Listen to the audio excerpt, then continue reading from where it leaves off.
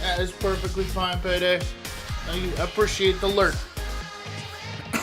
We love lurkers on this channel.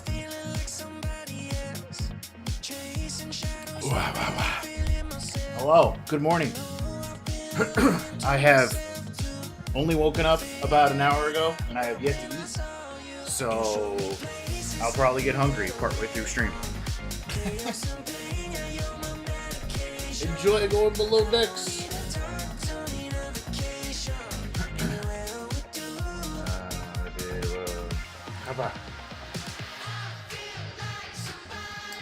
Oh yeah, speaking of things really quick. Hey,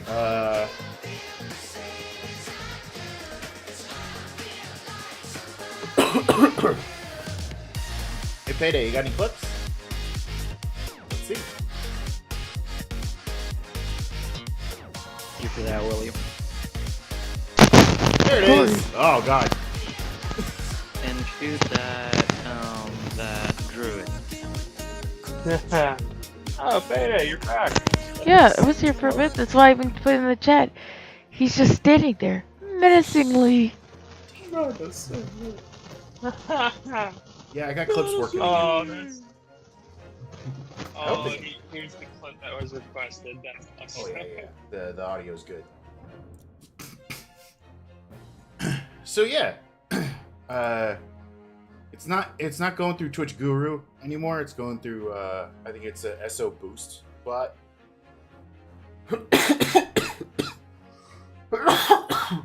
Fuck. I'm glad I'm getting this out of the way before I start reading, which is always fun. So yeah, if you wanna the shout out the streamer, we can get clips going again. It's nice. It's good. Well, yeah. Let's go ahead and jump into Ace Attorney Chronicles. We just finished up the first day trial with Mr. Vigil passing out from the fact that he was remembering he was fired for attempting, apparently, to aid the professor in escaping his execution. And we need to find out more about what happened. Let's go!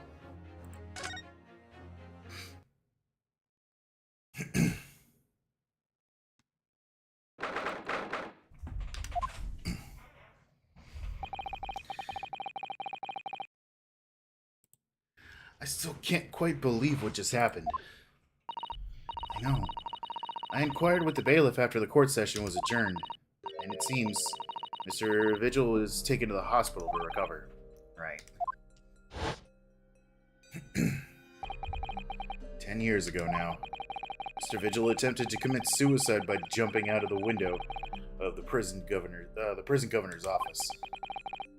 But ever since then, completely blocked the memory of those events from his mind. Nobody knew his secret, not his family, not even the man himself, but I forced it out into the open. Was it wrong of me to do that? Did I overstep my mark, I wonder? Runo! The baby! Oh, Iris. What's up? Yeah, you were miles away. Miles. Anyway, I brewed a fresh pot of soothing tea for you. Oh, thank you. You and Susie had an exhausting day so far, haven't you? Oh. Thank you, Iris. How thoughtful of you. Do you happen to know where Mr. Sholmes is? When we came out of the courtroom back into the defendant's antechamber, he disappeared. Oh, no, I don't know. He just suddenly sprang to his feet and left. All he said was, I must leave. I wonder if he's pursuing the mystery of Inspector Gregson's death. Well, you know what Hurley always says, don't you? There are mysteries in this world that should perhaps never be solved. For the construction of a solution comes only at the expense of the destruction of something else. What does that mean? He knows very well that when you open someone else's old wounds, you often open your own, too. But he just can't take his own advice and leave well alone. Solving mysteries is too important to him. That's so true. Ads! I don't understand why you're getting ads. How are you getting ads? I have it set so you don't get pre-roll. So what, you're still getting ads despite the fact that you're on pre-roll? Like, despite the fact that pre-roll should be prevented?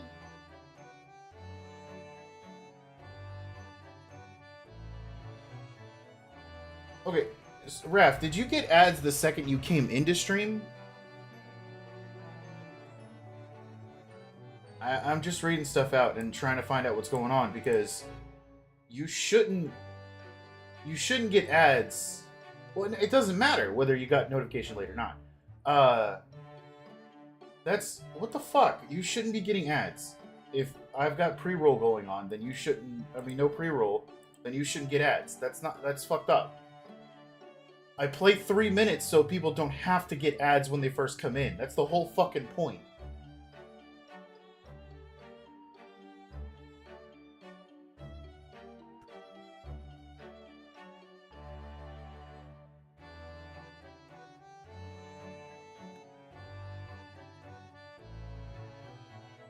Yeah, I even have it said disable the pre-roll ad. What the hell?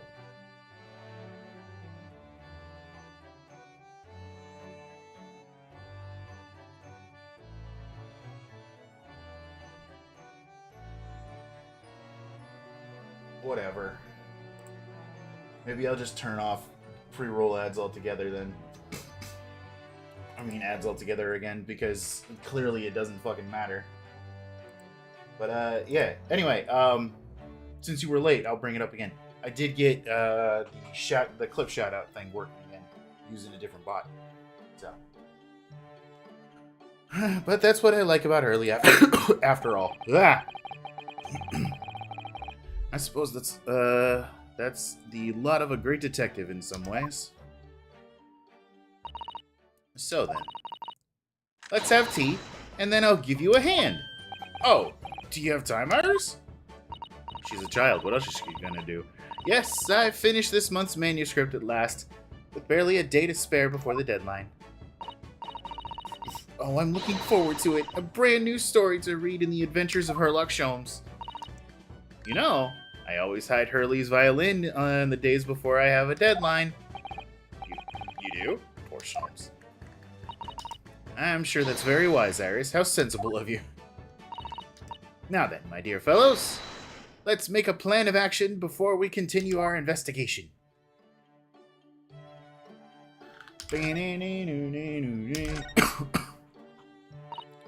So, how did it go in court this morning?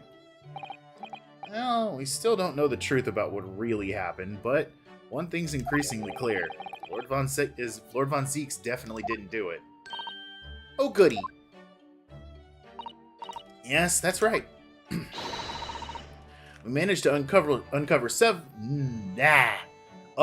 several new facts as well. Oh, really? And there was another development too. Kazuma. My toxic yaoi boyfriend. Yes, it's quite clear now. Kazuma-sama is not himself. The way he's acting, it's almost as if he's possessed. I know. I mean, at the end of the proceedings earlier, he was like a bloodhound the way he was chasing down Mr. Vigil's forgotten past. He's not normally so mercilessly persistent. What's going on in his head, I wonder? I really need to sit down with Kazuma and try to understand what he's going through. What's going through his brain? The Reaper's innocence. If Gregson really was murdered on the day before his body was discovered, would have been subbed by now, but like I said, I'm broke as shit, and all I have is going towards Switch and a Mother's Day gift. Perfectly fine. I I'm not mad at anybody who's getting ads. That is not what I'm mad about. I am mad about the fact that Twitch does this whole sort of just required thing where it's like, oh, if you don't run ads in the middle of your stream, you're technically shadow banned. But if you do that, we'll make it so that you don't, have to have pre-roll ads run for new people to come in, which is the whole point. And then it still happens anyway. So it's like, what's the fucking point? I'm mad at Twitch for the way that the ad system works. That's what I'm mad about. Because I hate ads. I would, if it wasn't for the fact that I technically kind of get a little bit of a shadow ban for the fact that I don't play ads during the middle of my stream, I wouldn't do it.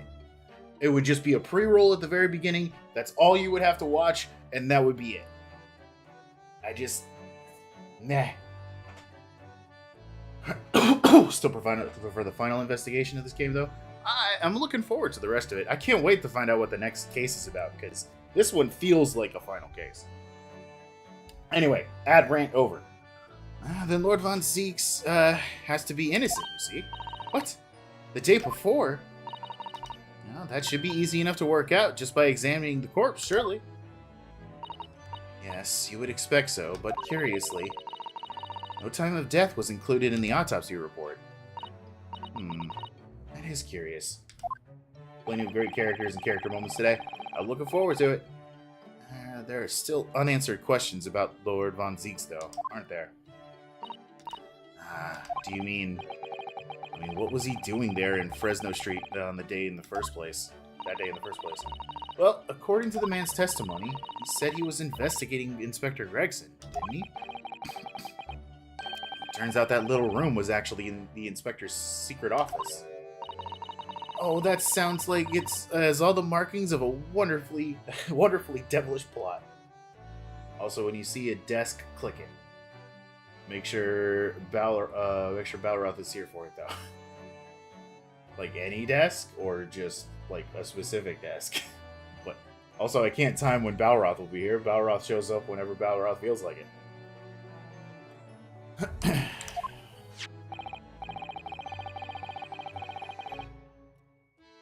But then why was that notice board in there covered in all those particular papers? Because he was investigating the Reaper, obviously.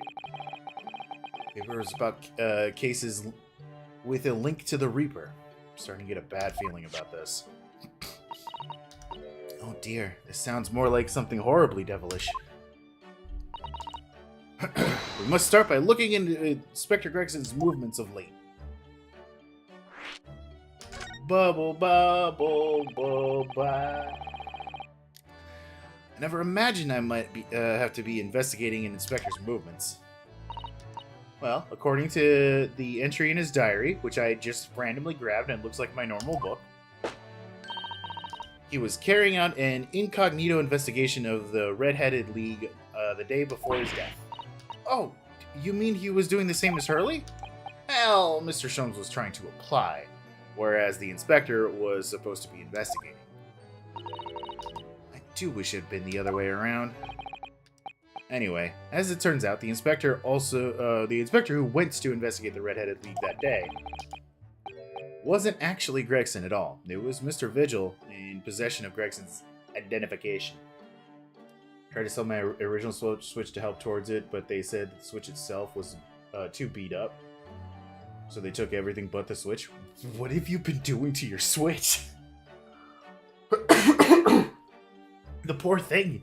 Have you been throwing it whenever you get bad at the video game? It wasn't actually Gregson. It was Mr. Vigil in possession of Gregson's identification. You know what that sounds like to me? Establishing an alibi. Oh my! Yes, you're absolutely right, Iris. But why would Gregson need an alibi? It would appear that the inspector had something to do that he wished to keep secret. I don't believe it. I always thought he was just a harmless lover of fish and chips. Perhaps they were seasoned with something a little more potent than salt and vinegar. He liked Cajun spice. I think perhaps We should try to move away from food analogies. Yeah, because I haven't eaten today, so I would appreciate it. Well, anyway, if Lord Von Zieks felt the need to investigate Gregson, using my old lens since I got it, so my original Switch was kept sitting around, but because where it got scuffed. Oh, okay. Yes, I agree. We must try to find out what he knows. Wait, who? Oh, Lord Von Zieks. Okay.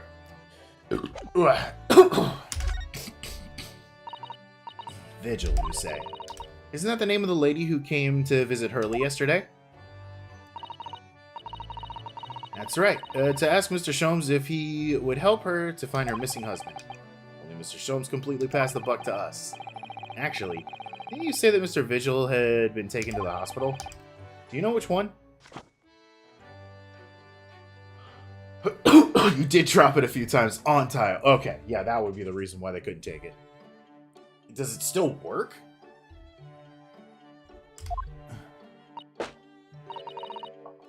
It's St. Sinners! Of course it's St. Sinners.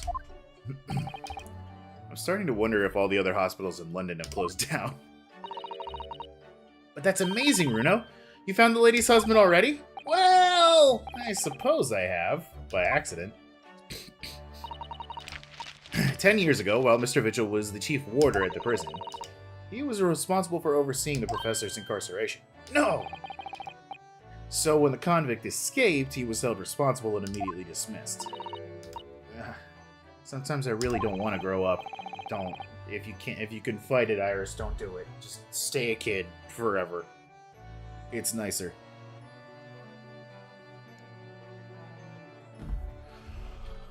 There's more. For the 10 years after that, while he was ostensibly working as a peddler, he also had another secret job. Growing up sucks so much, because it does. He was paid by Gregson to be his stand-in, to impersonate the inspector. And to impersonate Gregsy? But why? I have absolutely no idea. I mean, I get the feeling that it's because he's so famous that he wanted to, like, certain investigations to be handled in a bit more inconspicuous way. Friendly reminder, I was like 11 when I got my Switch. I was in college. Actually, I think I was just getting out of college when I got my Switch. Whenever it came out. It was like 2016, 2017? You know, I wasn't in college then. No, I was just working. I have absolutely no idea. Oh, Ginny was right. I'm starting to think all adults are up to no good now. Including you, Ruta. What did I do? I haven't paid anyone to impersonate me. That means that he has ties to the professor and to Inspector Gregson, though. So I do think we ought to pay a visit to Mr. Vigil, don't you? Back to St. Sinners, then. I mean, it could be worse. I only just finished my second college semester. You were 11 in college? That's impressive, kid.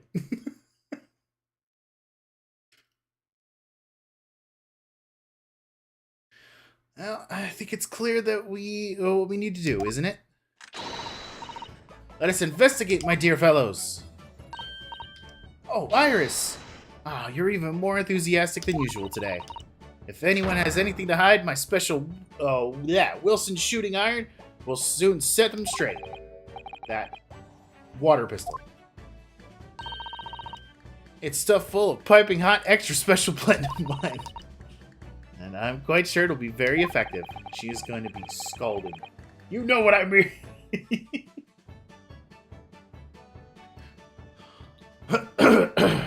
It's hydrochloric acid. I better be careful not to hide anything. Well, it feels a little strange that Mr. Sholmes is nowhere to be seen, but still, let's go and see what we can find out. You're 19. I know. I was...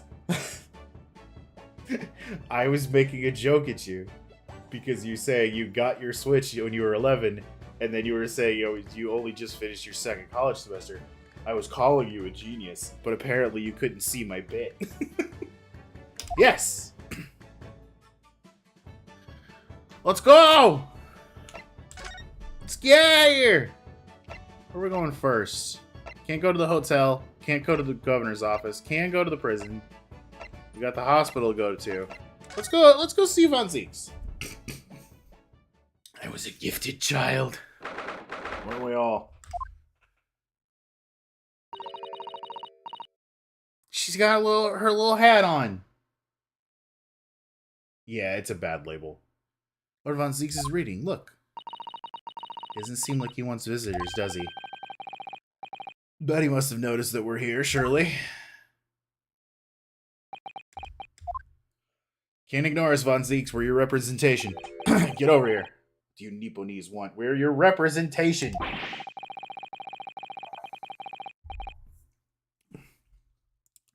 That's no way to greet the lawyer who's trying his hardest to prove your innocence, is it?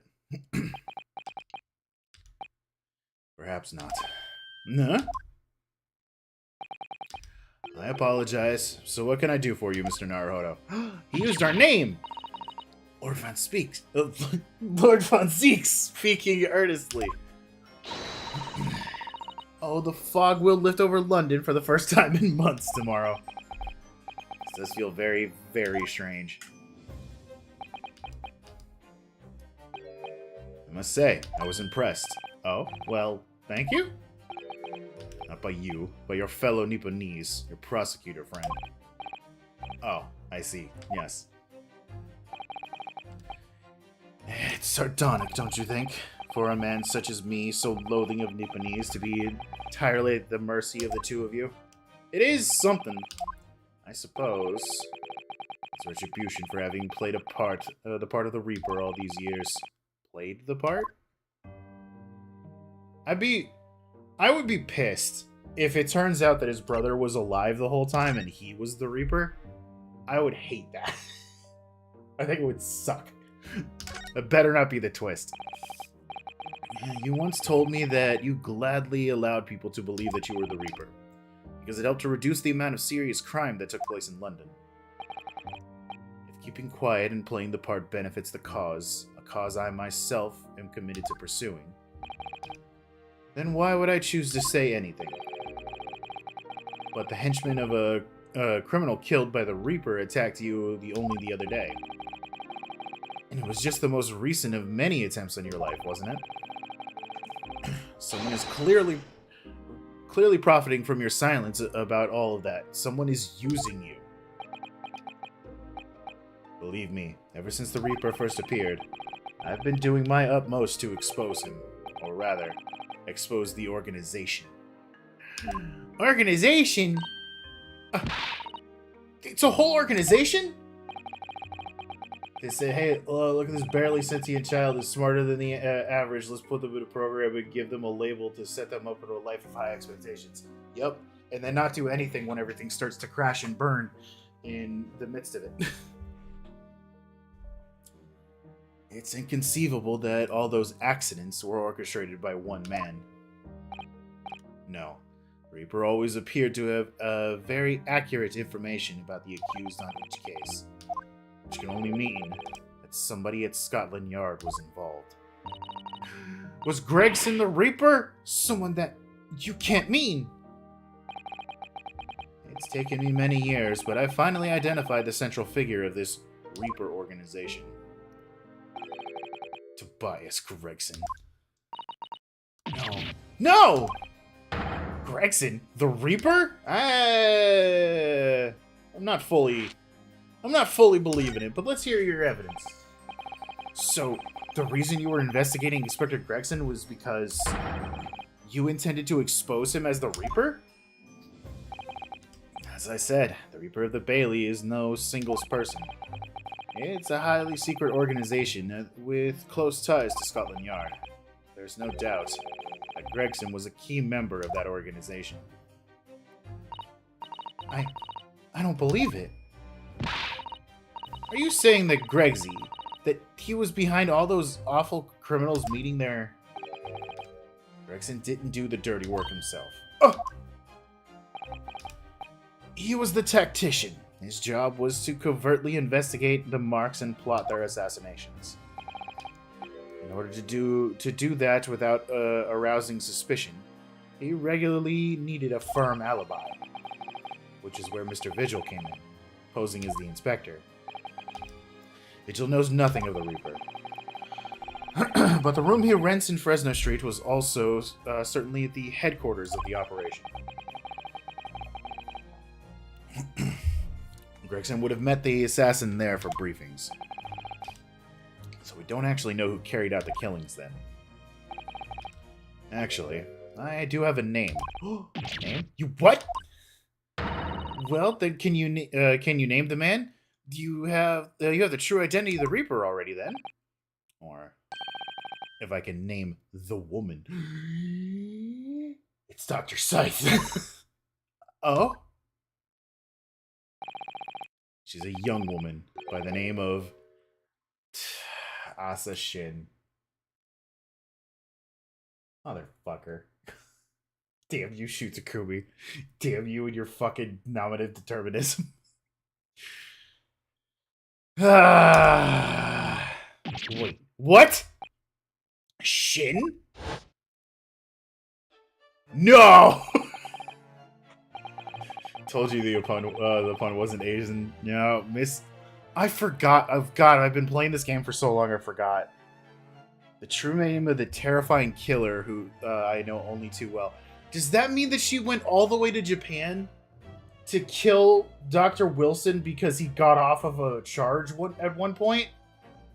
Is that her whole reason for killing the man? That's fucked up. She's dead now, so, you know.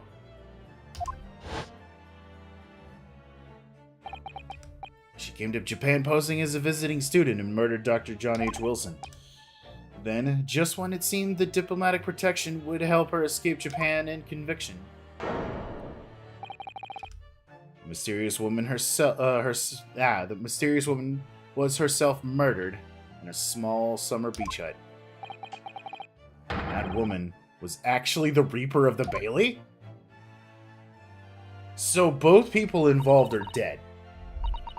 That's great. No wonder nobody's died recently. For the record, Giselle Brett comes from Giselle Bullet from the Shome stories. Mr. Naruhodo, this perhaps isn't the place to discuss. No, of course not. I can't mention it here. The fact that she killed Dr. John H. Wilson.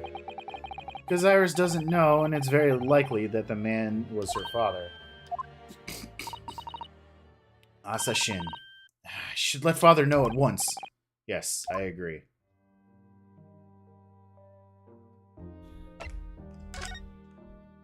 I didn't put together the whole assassin approach. Kazuma. Isn't it Kazuma Asugi? You say he's a friend of yours. My best friend. Or he was my boyfriend. He's the whole reason I got to come to Britain. It was all on his merits. I have nothing but respect for him. Yes, I understand that only the very best students are selected for such opportunities. And I had a fine demonstration of how sharp he is in the proceedings earlier today. He missed nothing. In fact, his flawless performance very much reminded me of his father, Genshin Asugi, the professor. It's true that the aristocracy at the time was the root of numerous grave societal problems. They were abusing their power, playing with the common man as pawns in politics, in economics, in war. In many ways, Asugi was carving out a canker from society that we British couldn't deal with ourselves. I see. Oh boy, a bot! Bam! Somebody play the bang noise. I have a fucking stupid idea. I need to put a blurb sound of, like, the gunshot for any time I late, so that people can play it whenever I shoot a bot.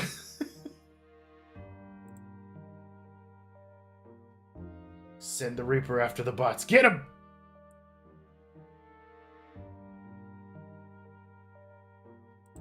I'd love that. I'll get that added to blurb after stream today. But that's precisely why it makes no sense. Clint von Zieks was a noble and an upstanding man. He wasn't corrupt. Why did that damn Nipponese have to go and take my brother's life? Maybe he didn't. In spite of having once saved mine.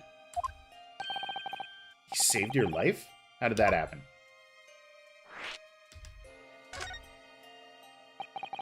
It was 10 years ago, on a foggy night. What was to be the professor's final strike had sent a wave of panic through the capital.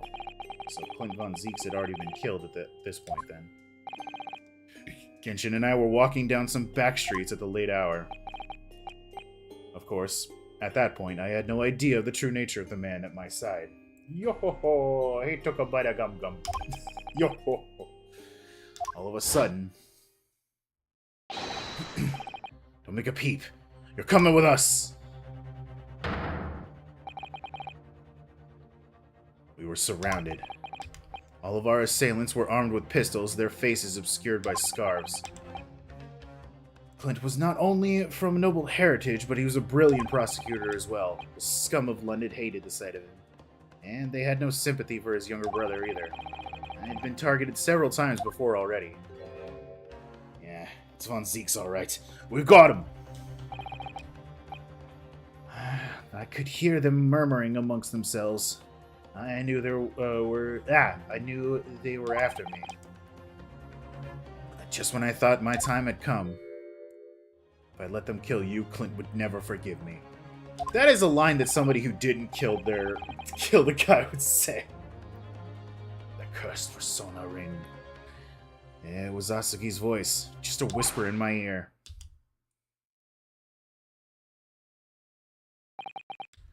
After that, I don't remember exactly what happened. The next thing I knew, there was silence all around. Genshin lay on the cobbled street. Blood was seeping from his left hand. He'd shielded me.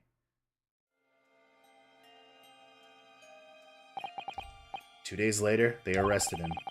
On suspicion of being London's most notorious mass murderer ever. The Professor. He cut the bullets! How awful for you. All at once, I lost my brother I revered and a foreign friend I felt in such high regard. I'm so sorry, Lord von Zieks. Beep-boop-beep-ba. That's the end of my miserable tale. I never thought I'd recount it to anyone. Well, thank you for confiding in me. The Professor, the Reaper, and Inspector Gregson. I wonder just how intimately related they all are. I can't quite believe that Gregson was essentially the Reaper, giving assassination orders to Giselle Brett. Mr. Naruhodo, let's go and inform my father. I'm sure our government will want to hear about all this information. Oh, that means I get to meet your daddy, Susie? Hooray! Yes. All right. Let's head back to the Great Waterloo Hotel then. Bye, Von Zieks. Enjoy reading. I gotta go talk to Dad.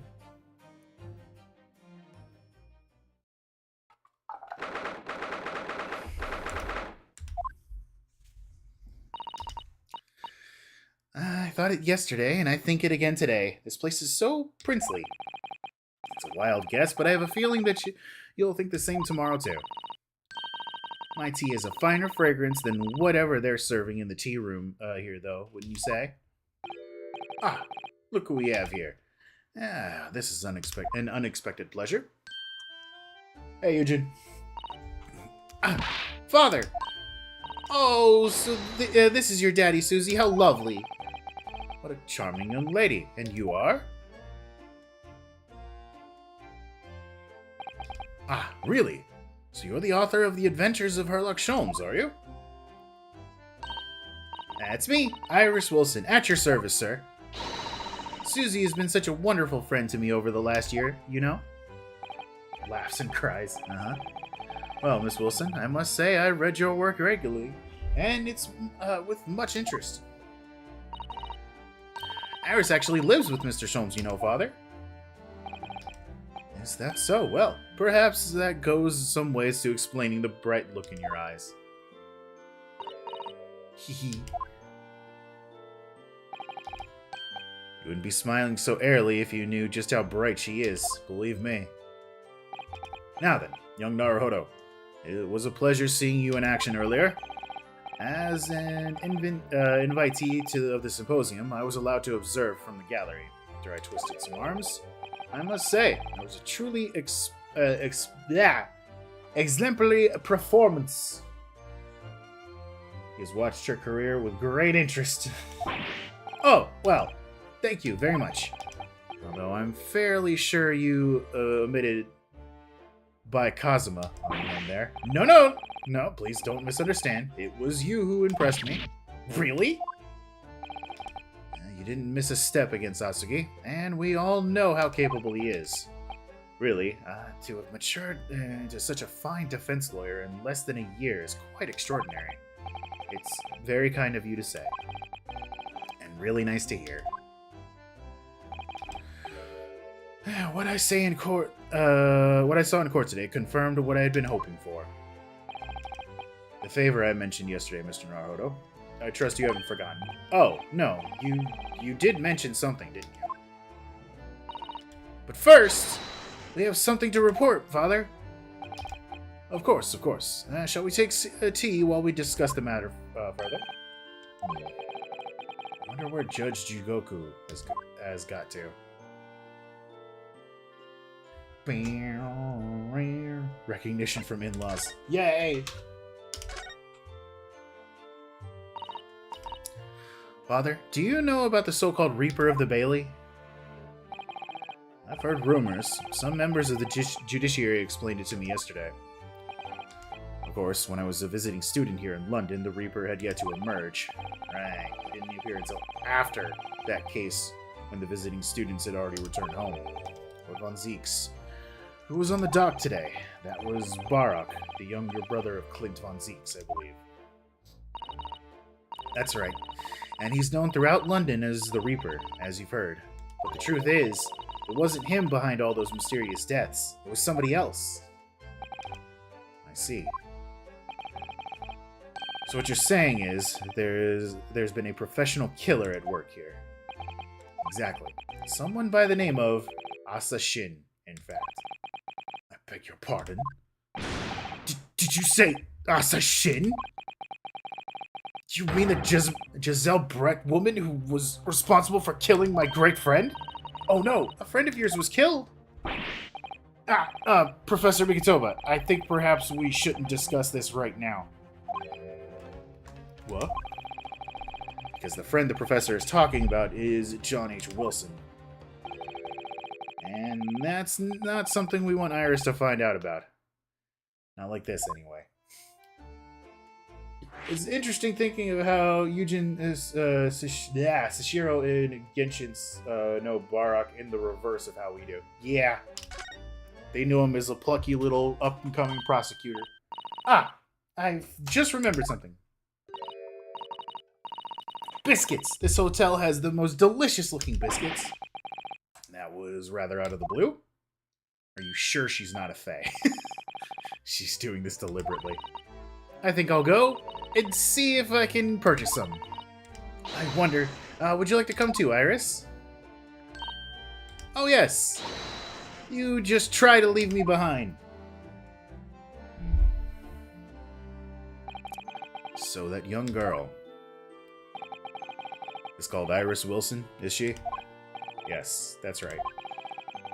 She's the author of all those adventure stories starring the great Detective Sholmes. The name of the accredited author isn't Iris, is it?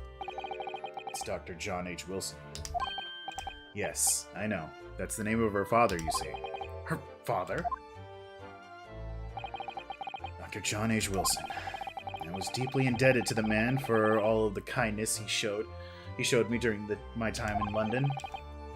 That's why I was keen to reciprocate and invite him to the Imperial Yuma University 4 years ago.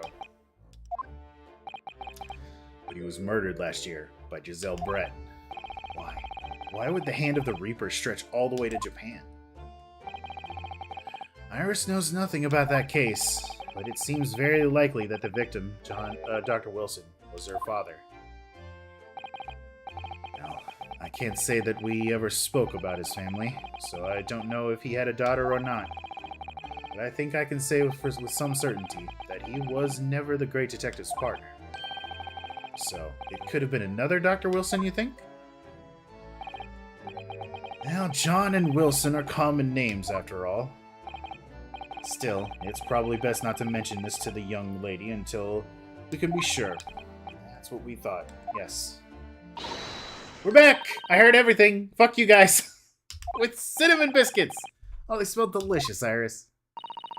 I think cinnamon will go very well with the tea they serve here, don't you, Susie? Yes. A lot of implications here. Yep. I'm sure you're right, Iris. Where's Jigoku? I haven't seen Judge Jigoku for a while, have you? Guilty! That guilty is still ringing in my ears.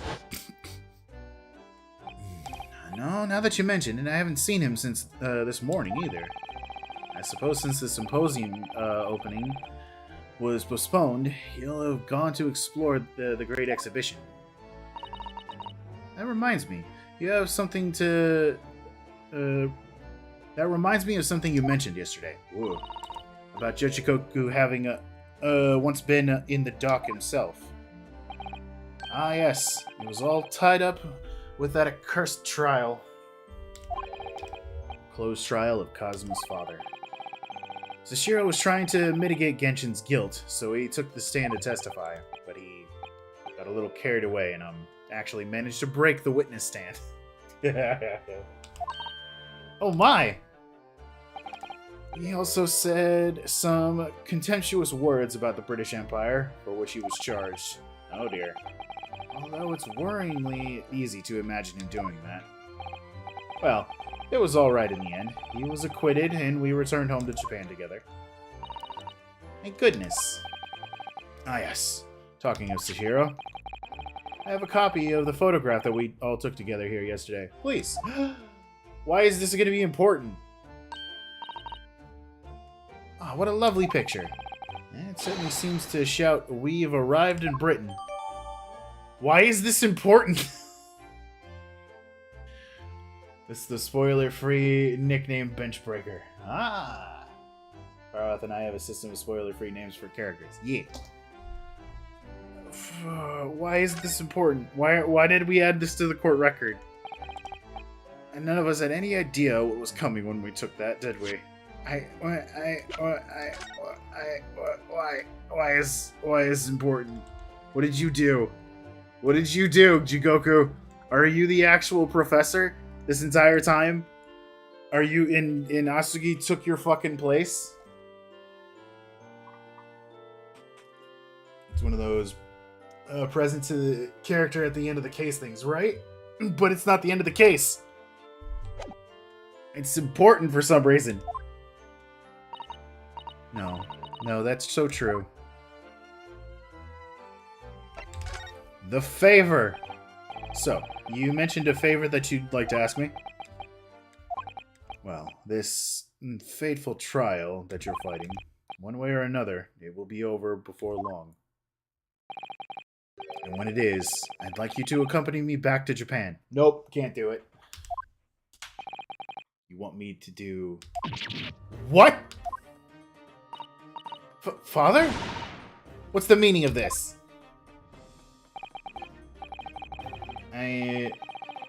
I like how you show Larry the Thinker as proof Cindy still cared. Yeah. I knew what you mean. Yeah. Susato, you should understand. You've seen how our courts work firsthand.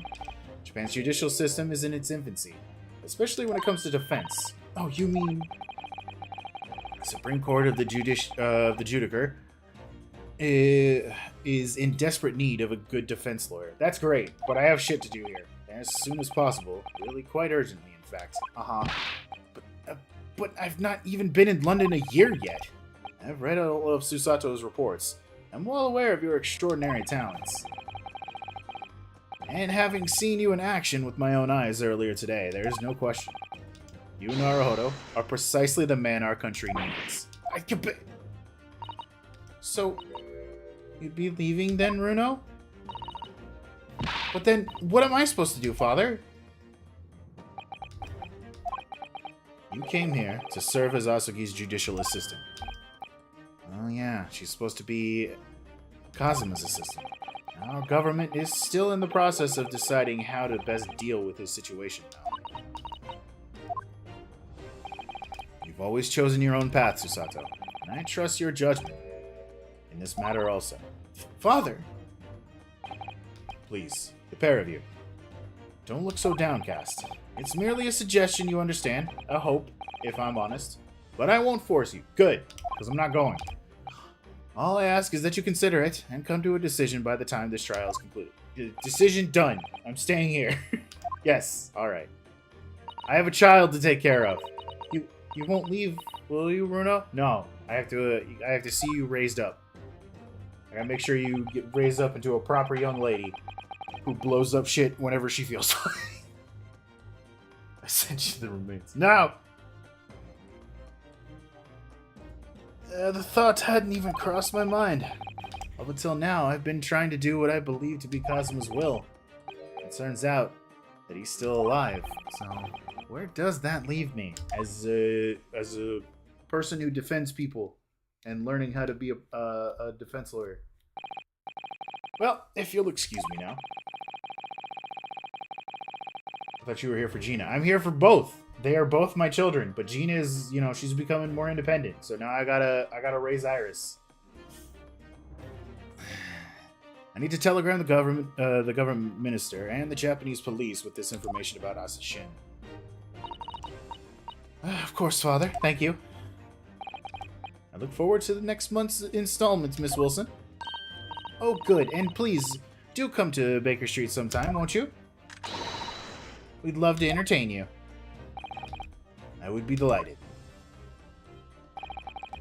The best of luck for tomorrow, Mr. Naruhodo. And give my suggestion your full consideration, won't you? I already said no. I have a child. I have to raise her. Don't worry, I'll take care of her. Nah. Yes, I will. I'm going back home.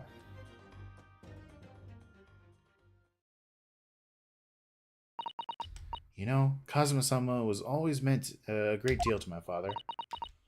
I'm sure he'd love the chance to meet with him and talk to him about all of this.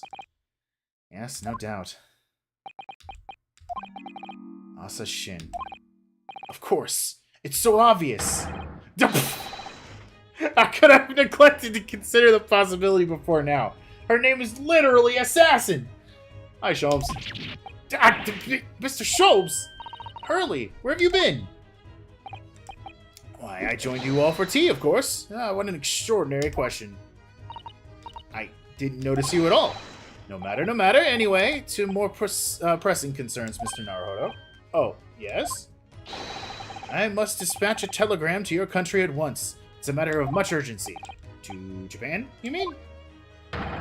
Tell me, to whom can I entrust the task? Quickly now, who?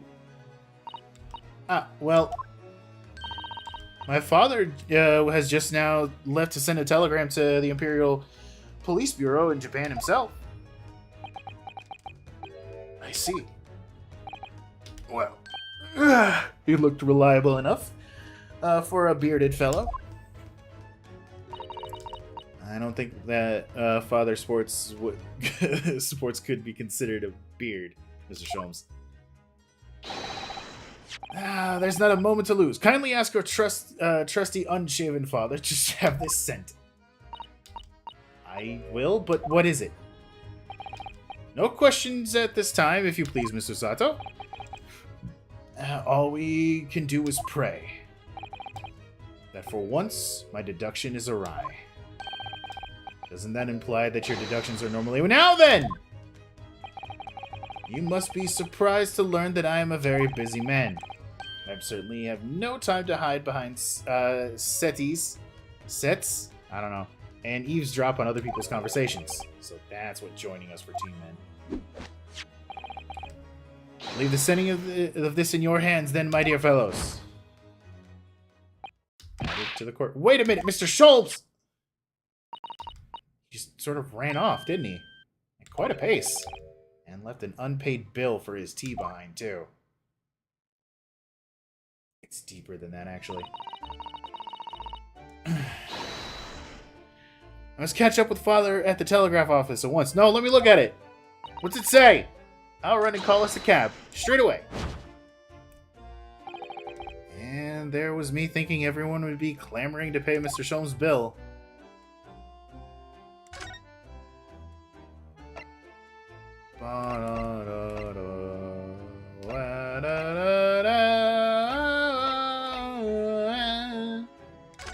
Anything happening over at Fresno Street?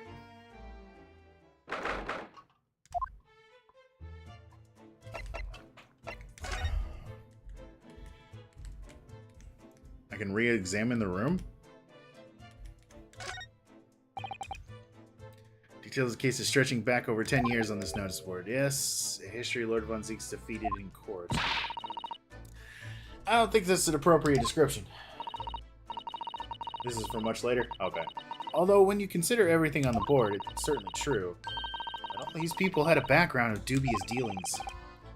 In the end, of course, the board itself conceals the inspector's own death. Oh my. It really doesn't bear thinking about. So, okay, so we're not worried about coming here yet. Alright. Nope. Let's go see Mr. Vigil. Wake him up. This is the ward where Mr. Vigil was brought, apparently. To be frank, I'm a little worried about seeing him again. Hey. Ah, the lawyer. Hello again. Are you feeling better now, Mr. Vigil? Yes, thank you. Somewhat better. I'm so sorry to have caused you to... I mean, it was because of me. If I hadn't exposed your secret and forced you to remember things you'd obviously tried to forget. The prosecutor was here until a few moments ago, too. You just missed him. Oh, Cosima beat us to it. He said much the same as you. He was very apologetic. The truth is, I brought all of this upon myself. Please, don't think like that. Keeping it from Evie, my wife, all these years, I've carried such a sense of guilt. But that's not the worst of it. Over time, I obviously came to deceive myself as well. You mean about your dismissal? Looking back now, I'm beginning to think that perhaps Inspector Gregson didn't stumble across me by accident at all. I mean, he compensated me so generously for acting in his stand-in. He was clearly concerned for my well-being and doing what he could to help. So perhaps Gregson knew exactly what had become of Mr. Vigil all along then. I'm sure that it's just desserts for 10 years of lies and deception, but... It wasn't me that helped the professor escape 10 years ago. It wasn't me! I swear it! I swear it's true! Oh, Mr. Vigil.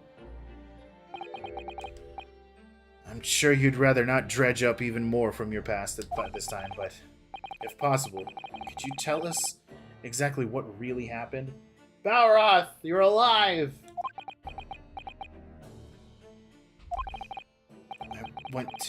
I want to. I need to get all of this off my chest. Okay, there we go. But I want someone to tell me what I should have done. Huh?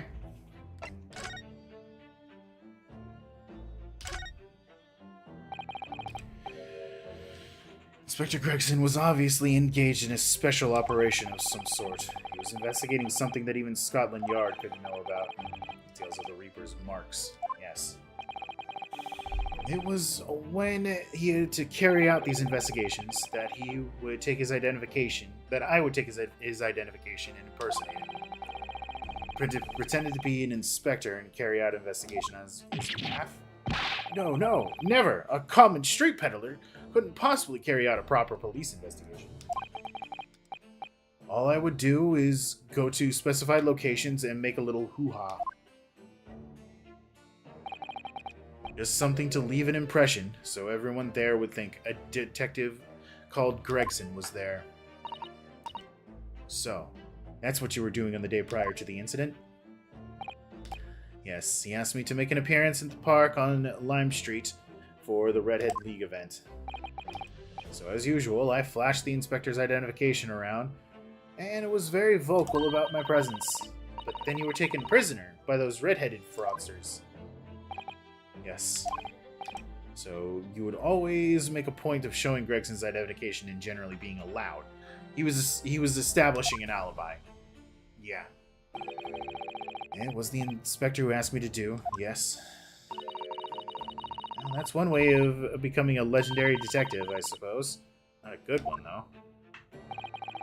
And as you know, I suffered this bruising around my neck at their hands. The following day, they kept their word and released me, without returning the inspector's identification to you, however.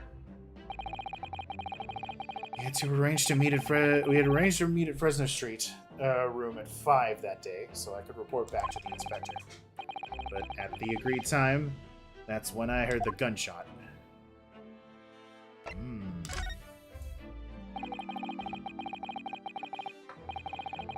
It was midnight on the 17th June, 10 years ago.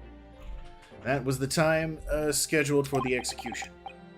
But the professor's execution never actually took place, did it? Or rather, the execution itself must have been used to effect the plan of escape. I'd hardly dare to imagine what a chilling plan it was.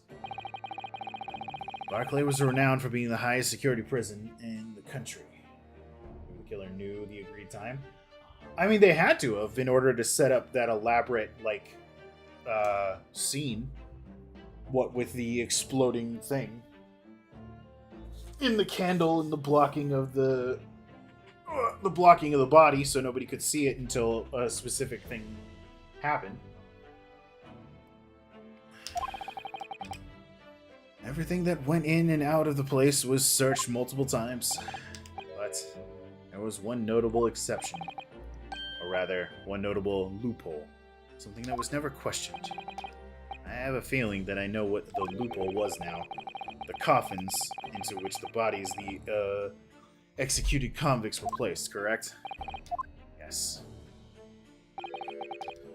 Once the coroner had confirmed the death of a condemned convict, the body was taken in its coffin for immediate burial in Lowgate Cemetery, just behind the prison. The chief warder first had to sign the necessary papers.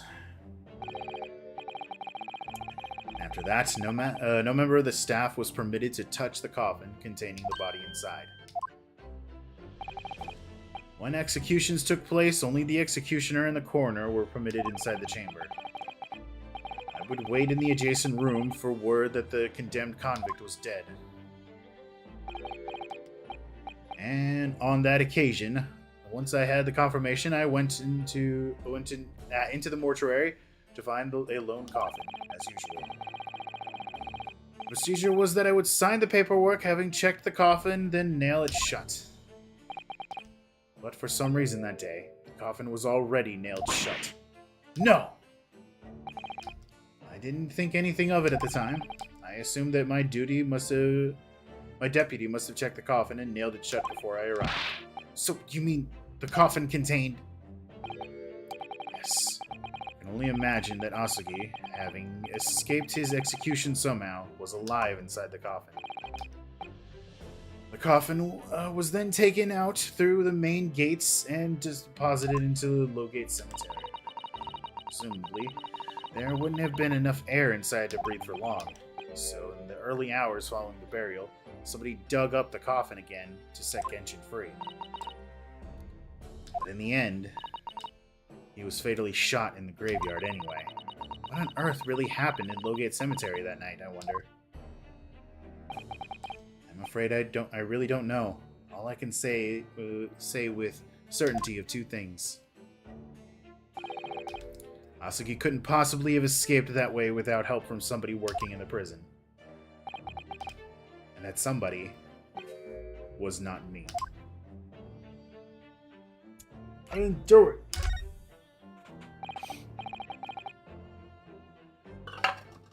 Obviously, you know the man, then. The professor, I mean, Genshin Asagi. Yes, I remember him well, in fact. Would you mind telling us about what you know? Well, having been condemned to death as he was, any contact I had with the man was short, obviously. After the trial, which was carried out behind closed doors, attended only by elite members of the judiciary, they called for his execution to be carried out at the earliest possible opportunity. The outcome of the trial was set from the beginning, wasn't it? It was a time of delicate diplomacy in Britain and Japan, when Britain and Japan were in the process of signing the important treaty.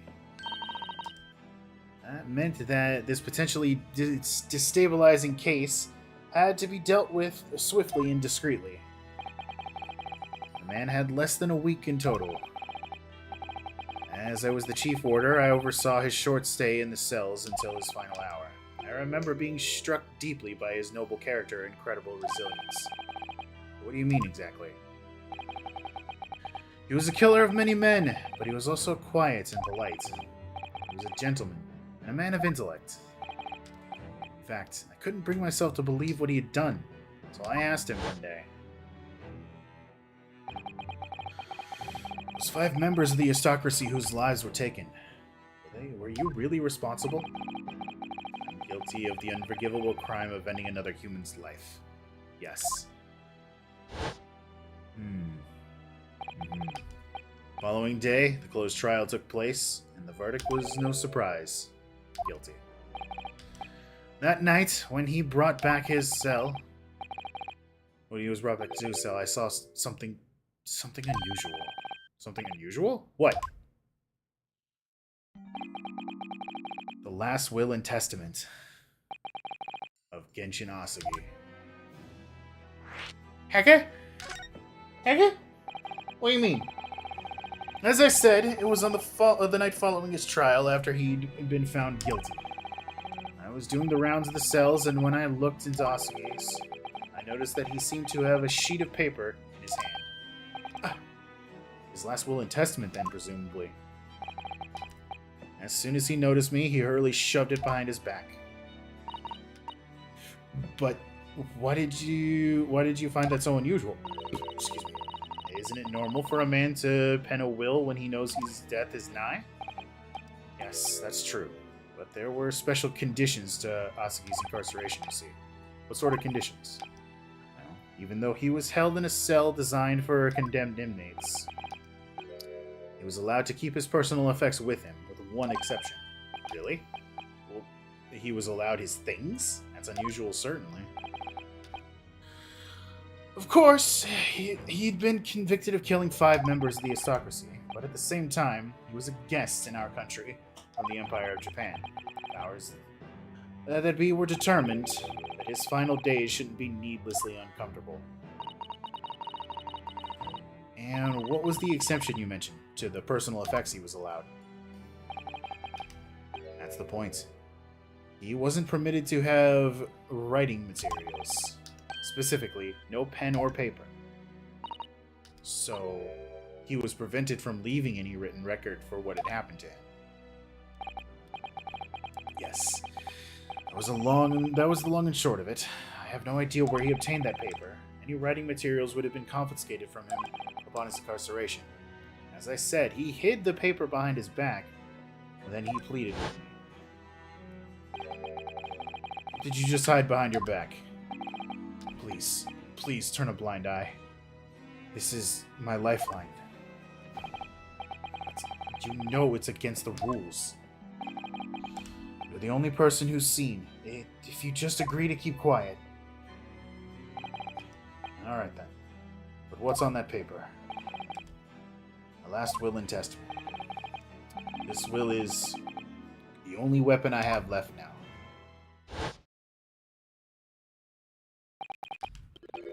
How can a will be a weapon? Well, it's probably got a confession of the truth.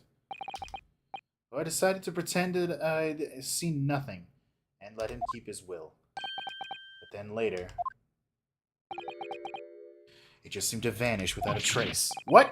What do you mean? It vanished?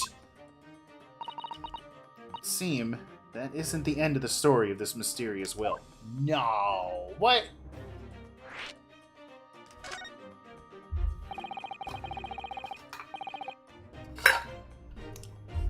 I was the only person who saw Asuki's will, but...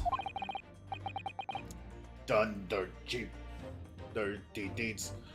But somehow it disappeared. It was after Asuki's execution, which was actually an elaborate jailbreak. The warders gathered up Asuki's possessions that were in his cell. They were all to be sent back to his family home in Japan, you see. Poor Kazuma-sama. And you're saying that it wasn't anywhere to be found among his personal effects? The will, I mean? That's right. Though I didn't search through them myself. Wonder how they'll localize the name in SPR anime. I don't know what SPR stands for off the top of my head.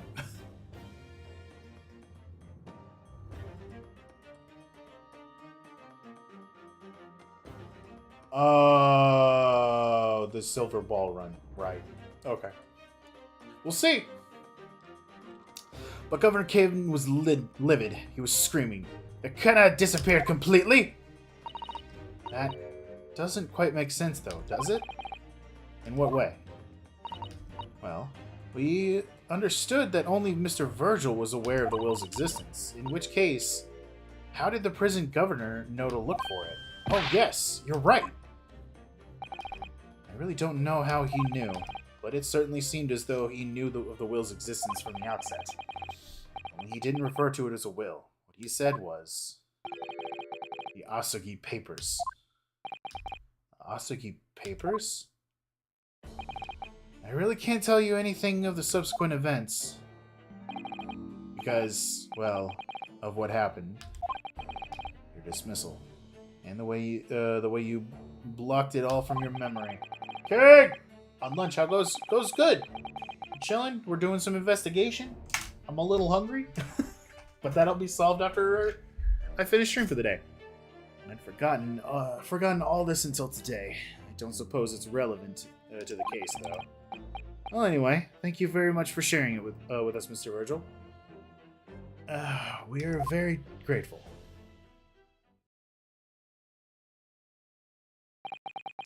I'm afraid there's really little more I can tell you.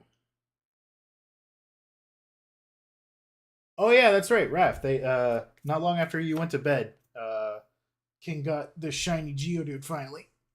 It was 1615 attempts, I think. It was before the Stone Ocean anime.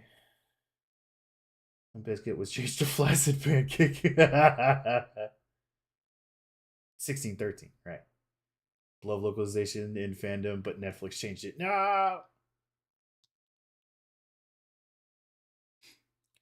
I'm afraid there's really little more I can tell you. My wife Evie will be here shortly, so I do hope I don't appear rude, but... No, not at all. Thank you again. But what will become of you now? Well, impersonating a police officer is a criminal offense, of course. I imagine that once I've fully recovered, I shall be arrested. I'm so sorry. Don't be, please. This is all my own doing. I always knew that this day would come. Well, I wish you well. Goodbye, Mr. Vigil. Ah! Before you go, there's just one thing. Yes? What is it? I am not Vigil. The Asuki Papers. Huh? I'd be very grateful if you make no mention of the things I told you about them. Presumably for some good reason. It's my understanding that their very existence is a closely guarded secret. I'm good at keeping secrets. But if it becomes known that I remembered, well, it could be rather troublesome, I think. I understand. Some sort of will that Genshin Asugi penned just before his death, which the man himself claimed it was his last weapon. I wonder. Perhaps it had something to do with his plan to escape. If there's anyone who might know more about the document that Cosmo's father left behind, it would be Mr. Vigil's governor. Then we know precisely where we must go. Back to Barclay Prison. Oh no, he's having a time. Boop, bop, boop, beep, bop, boop, ba. Okay. Before we go to the prison, I need to refresh my drinks, and I also need to pee. So we're gonna take a very brief break while I go do such things. Be right back.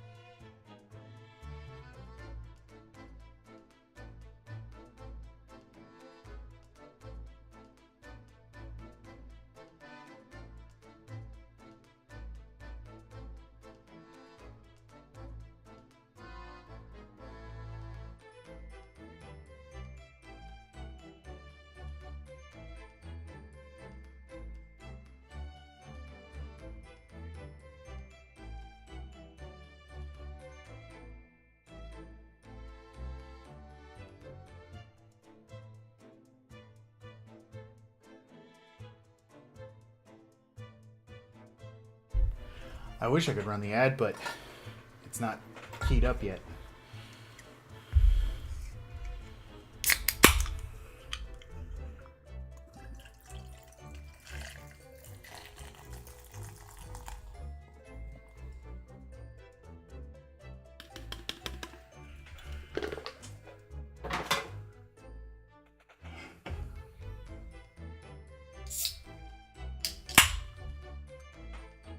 What are we drinking?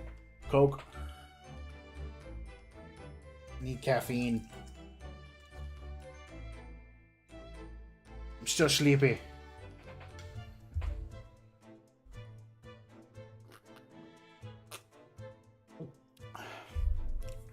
I drink caffeinated stuff till about 5 o'clock, and then after that I switch to water. The prison! Oh, wait, wrong prison. Sorry, Funsies. Nice to see you.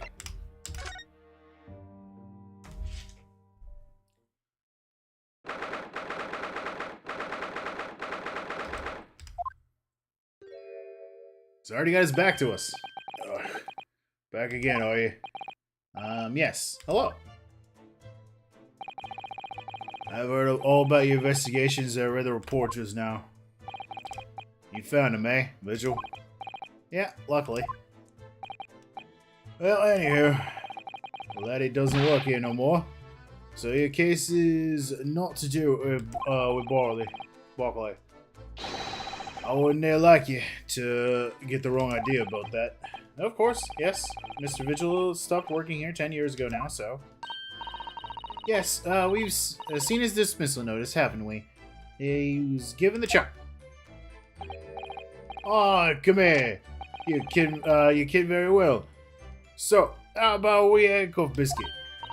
Oh, they really are just like little handcuffs. Oh, they're hard as iron, too. So, what's about you doing here today? Well, there's something else we'd like to ask you about, actually. Is that so? We believe there might have been a document that disappeared from Genshin Asaki's cell. I think it's been called the Asaki Papers or something.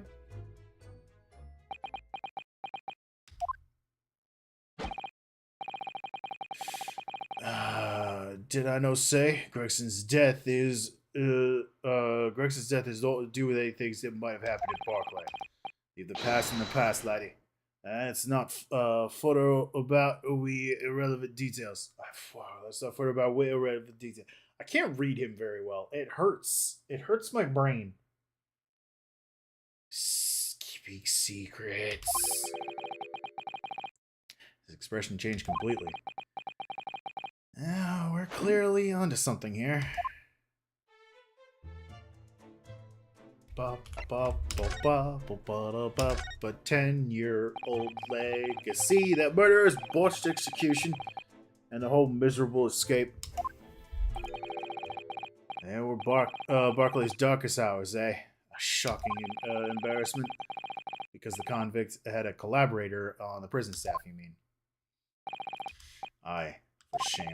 The coroner who confirmed the death of the man after his execution, Courtney Scythe, and my chief warder at the time, Vigil, who was in charge of the whole affair. But Mr. Vigil says he didn't know anything about it. The rascal would have say otherwise, eh? More handcuffs? Oh, how could I say no? You can never have too much iron in your diet. When Mr. Vigil was handed his dismissal notice at the result of what happened, he was so despairing he jumped out of your office window, didn't he? I didn't like to say, but that's just Vigil trying to get out of it. What? Do you not think he would have jumped from the shock of his crime being exposed, eh? I do. Laughs in metallic.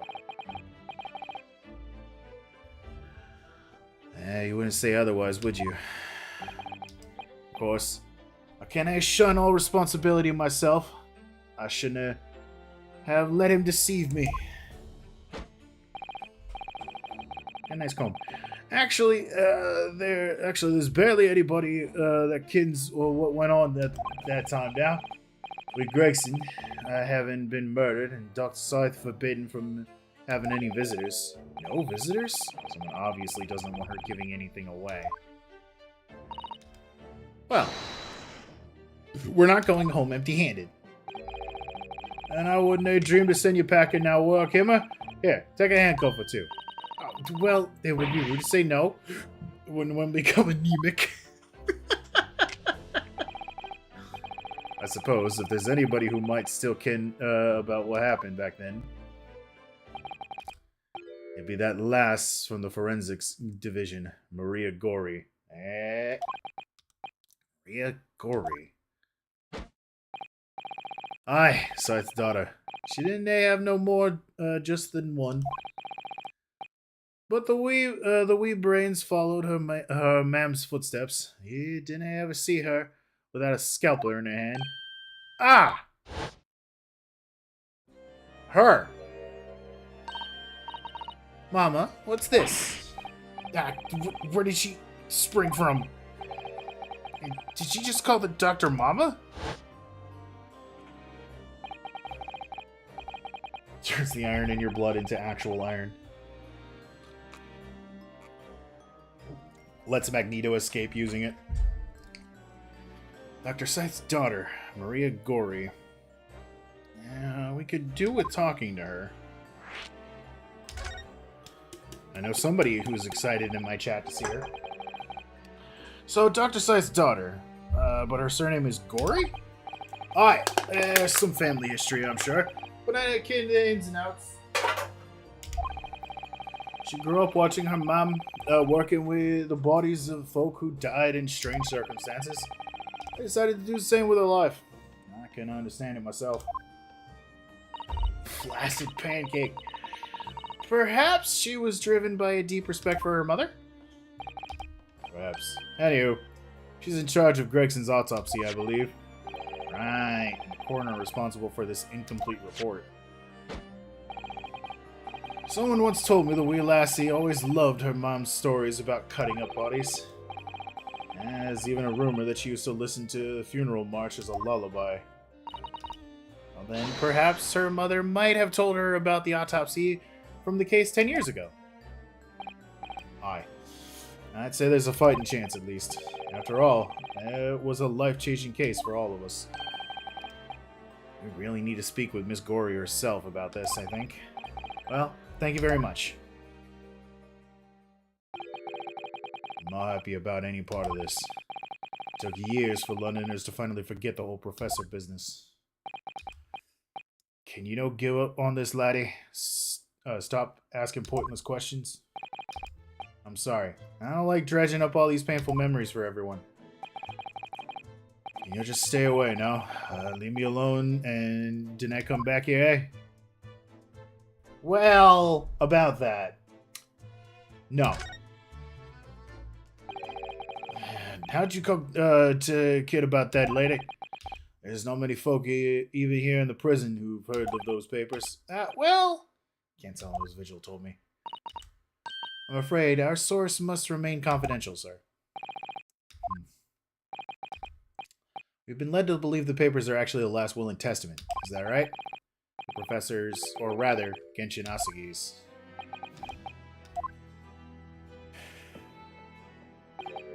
Aye, that's right. You're well informed, Jimmy. Oh, is this the end of the silent treatment? But then after the convict's execution, it mysteriously vanished from his cell, didn't it? Heavens no. You're off a half-cocked there. I think you didn't quite get your facts straight. It was there in the cell, exactly where it should have been. Oh? Not what we heard ourselves. Let me just have a wee hawk around here. I'm sure I can find it. Alright, here we are. See? Oh! The last will and testament of Genshin Asagi. Written with a calligraphy brush. Of course, I cannot read the word of those Japanese squiggles. But mine says he leaves his worldly possessions to his son back in his homeland. Yes, that's correct. That's the gist of it. So these are the Asagi papers. Aye, of course they are. Papers written by Asagi, no doubt about it. There's no mystery here, laddie. That's your lot. After all the stramish of that slasher of an execution, we sent the man's possessions back to his clan in Japan, and that was the end of it. I think we ought to make a record of this, Mr. Naruhodo, just in case. The Asagi papers have been added to the court record. One thing before you go, Mr. Naruhodo. Hold on, I gotta look at these. This new piece of evidence. What do we got? Against Shinasagi, hereby request that upon my death, any and all material possessions and wealth belonging to me in London be delivered to my son Kazuma Asagi in the Empire of Japan. It is with deep sadness that I accept my fate in this foreign land, in the knowledge that I will never see my homeland and family again, but I regret nothing about my chosen path. I see. Oh, yes? Those papers are not to do with Gregson's death. I prefer that if you didn't make no mention of them outside this office, or rather, wouldn't you just prefer it? Consider it an order from the highest level of our government.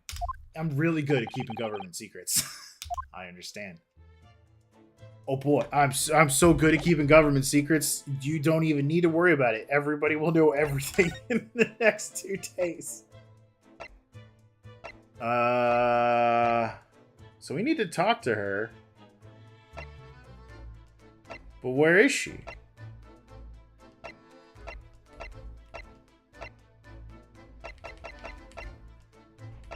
Where am I going now? Wow. Wow.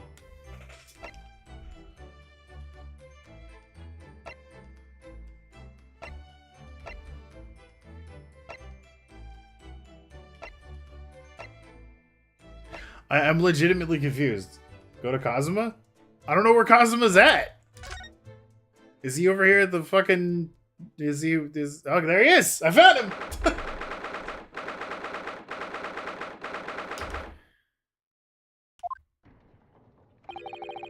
No arguments, Prosecutor Asagi. You'll continue with the trial exactly as I instructed. Is that clear?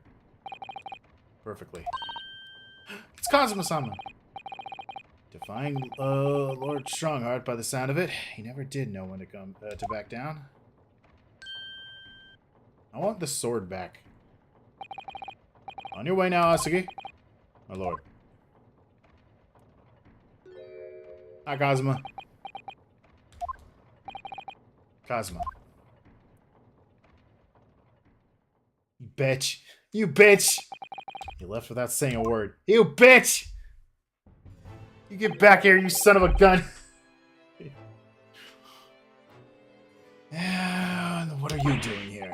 Oh, well, I was just hoping to ask you a few questions if you wouldn't mind. I wanted Von Zieks' trial concluded today. But Prosecutor Asaki's unwelcome inquiries are going to make it take longer than necessary. Unwelcome inquiries? As a result, I'm losing even more precious time. Currently 2 hours, 55 minutes, and 41 seconds, 42, 43. We must resolve everything before 3 hours have passed, Mr. Naruhodo. And a miraculous not even 5 minutes. Anyway, I can't let the man's obvious bad mood put me off. I need information. Toxic Yaoi sirens go off. They've been going off since he came back. The Reaper! Does Professor Asagi there it is. Does Prosecutor Asagi believe that Lord Von Zieks is the Reaper? I wouldn't know. It was 10 years ago, in that faithful closed trial, that Lord Von Zieks made a name for himself among the judiciary. He is the siren. As soon as he shows up, that's when everything goes off. But the next trial he fought, he lost. It meant the ringleader of a criminal organization was acquitted, thanks to all the jurors being under duress. But that's awful. Man's freedom was short-lived. It lasted just 3 days. Yes, let me see. He died in a rock slide at his place of work, I believe. Correct. The button too fast. That was the inauguration of the Reaper of the Bailey. And people believe that Lord Von Zieks was responsible. He was brought to trial himself, but it was shown that it was an accident. So he must have had a solid alibi then. Nevertheless, the mysterious deaths continued. In total, 16 persons perished in unusual circumstances, unsustainably at the hand of the Reaper. That's a long run of coincidences.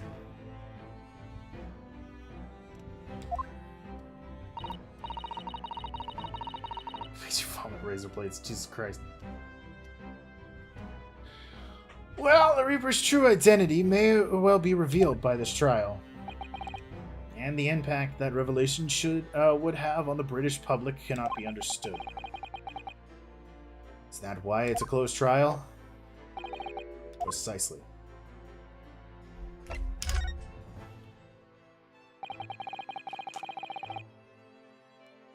This country hasn't seen a closed trial in 10 years.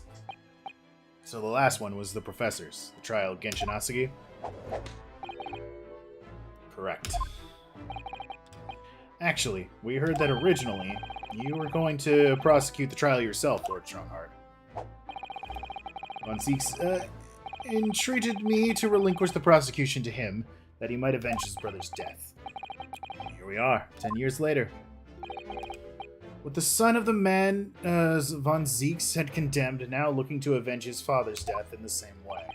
They do say that what goes around comes around.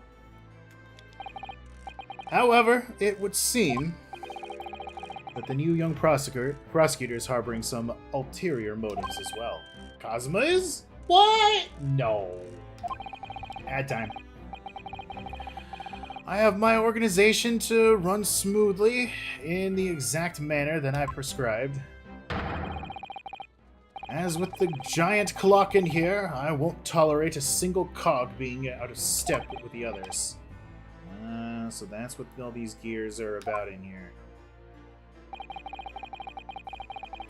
If the young man refuses to mesh with the other parts of my great machine, I will be forced to take steps. What do you mean? Not something with which you need to concern yourself. In any case, all your questions will be answered tomorrow. I'm sure it's going to go exactly the way that you want it to go. Now then, I shall have to ask you to excuse me. As of this moment, I have been delayed from attending my next meeting by precisely 3 hours. Oh my, that's a long time. And I hold you entirely responsible. I have been here for 20 minutes, max. Even though we miraculously managed to fit everything into not even 5 minutes. I wonder if you might agree to us, talking to Prosecutor Asagi. Discussions between the defense and prosecution outside of the courtroom are generally frowned upon. However, I will make an exception in this case. Now go. You can find him in his office. He has an office? Oh, thank you. It's just Von Zeke's office, isn't it? Let's go see him at once, Mr. Naruhodo. Goofy ass cat just bathing right beside me. Go see your ex. Yep. Kazuma's my best friend in the world, but really not at all sure I know how to talk to him at the moment.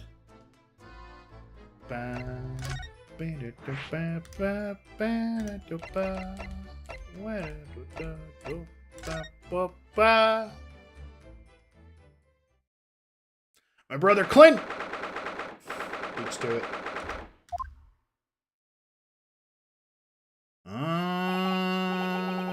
They had a new diorama built, I see. So this is the office of Prosecutor Asagi now, is it?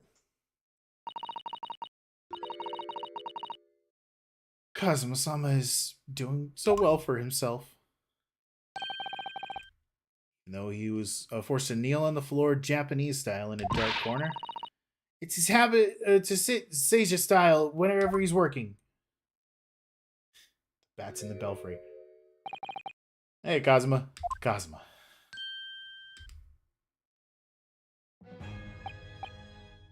I thought it wouldn't be long before you paid me a visit, Ryunosuke. I was right about what I said, wasn't I? Sorry. And you have all the makings of a great defense lawyer. Well, I always believed that you'd fulfill your dream of advocating in the British courts. I just never imagined for 1 second would be as a prosecutor.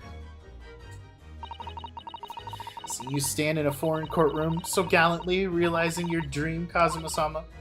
I'm truly happy for you. I'm truly thankful to you, Judicial Assistant Mikotoba. Ryunosuke, I always thought it would be fun for you and I to shake up the British legal system a little together. This isn't quite how I envisaged it, though. I suppose it's just another twist of fate. I've learned a lot of things during my time in London. About how Susato-san's father was himself a visiting student here once, along with Judge Jikoku, and about what happened with your father. Then you'd have no difficulty understanding why I had no choice, why I had to find a way to get to Britain as a visiting student myself. Barak taught him! Shungi definitely legalized gay marriage? Absolutely. I want to hear it from you, Kazuma.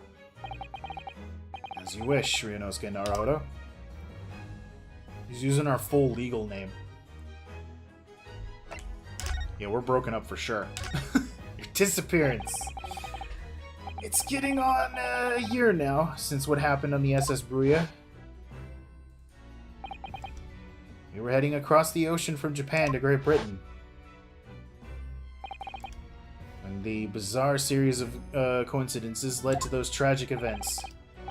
I thought I'd lost my best friend forever, and I'm still not sure I have. I must have been unconscious for a long time. When I awoke, I was laying on a bed. It was a narrow little room. There was a posy of flowers by the pillow. It took me a little while to realize that I was in the cabin of a ship.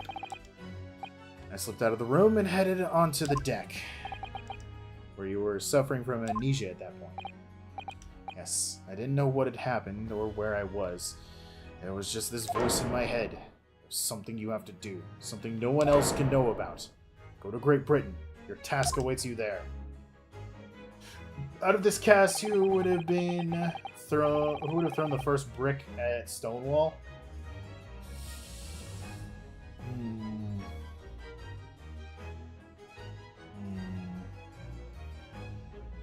I'm between Kazuma and Von Zeeks, to be honest. It was a calling I couldn't ignore. It compelled me relentlessly. Out on deck, I saw that I was on a huge steamship, and we were docked in a large port. Must have been Hong Kong. Yes, it must have been. Presumably, just before they were due to carry your body off the ship. I had no idea of the situation, but I did have the feeling that this was in some way my last chance. The desk! Oh, the desk. So I concealed myself among the disembarking passengers and went ashore. Then I disappeared into the crowded streets of that foreign port city, so I can plan my onward journey to Great Britain. Your journey to Great Britain will have to wait. I have a desk to look at. I've been yelled at. Mahogany. That's Lord Von Zeek's incredibly stylish desk.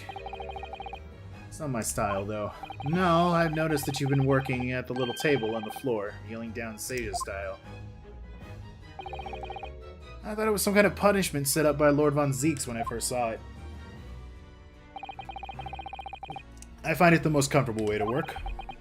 I can't do it. After a couple minutes of sitting with my legs folded under me, they start going tingly. Don't exaggerate, Ryunosuke. We both know that you can't even manage a minute. Bruh. I hate both of you. There it is. Ooh. I dropped something. I had to pick it up.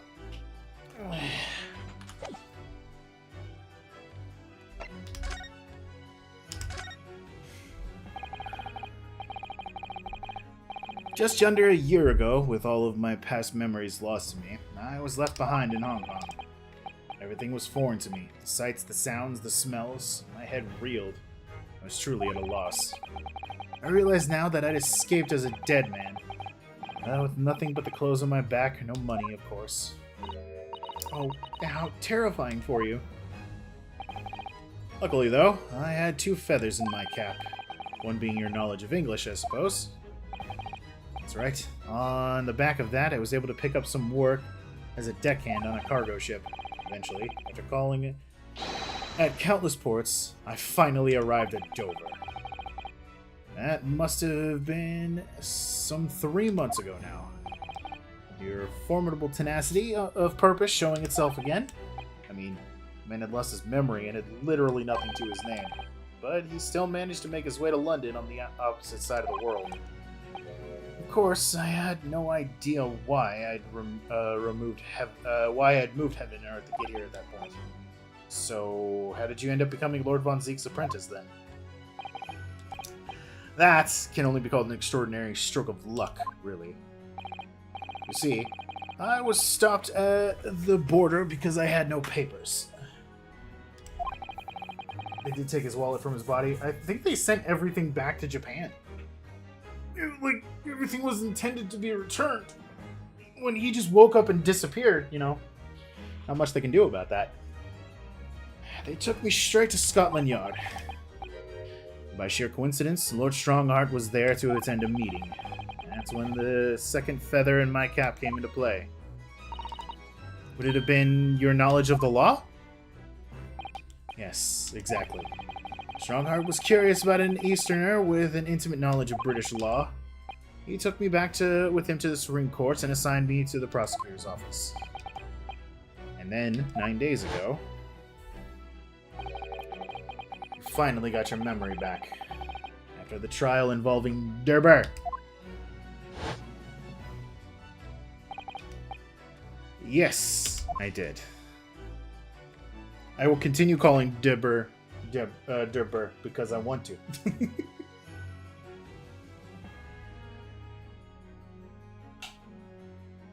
Have you been staring? Who? What? Huh? What? Huh? Eh?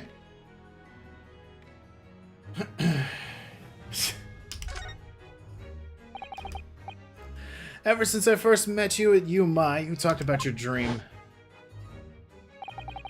Mark my words, Ryunosuke, I'll be chosen as a visiting student and make my way to Great Britain someday.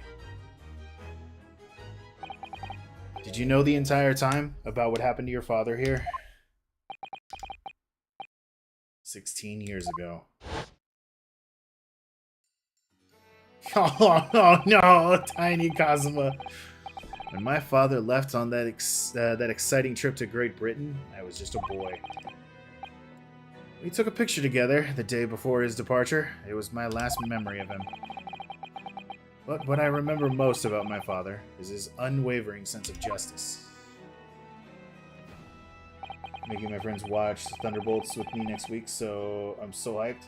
He's small! 6 years after he left, a gentleman called at our family home. He told me that Genshin, my father, had been taken ill in England and passed away.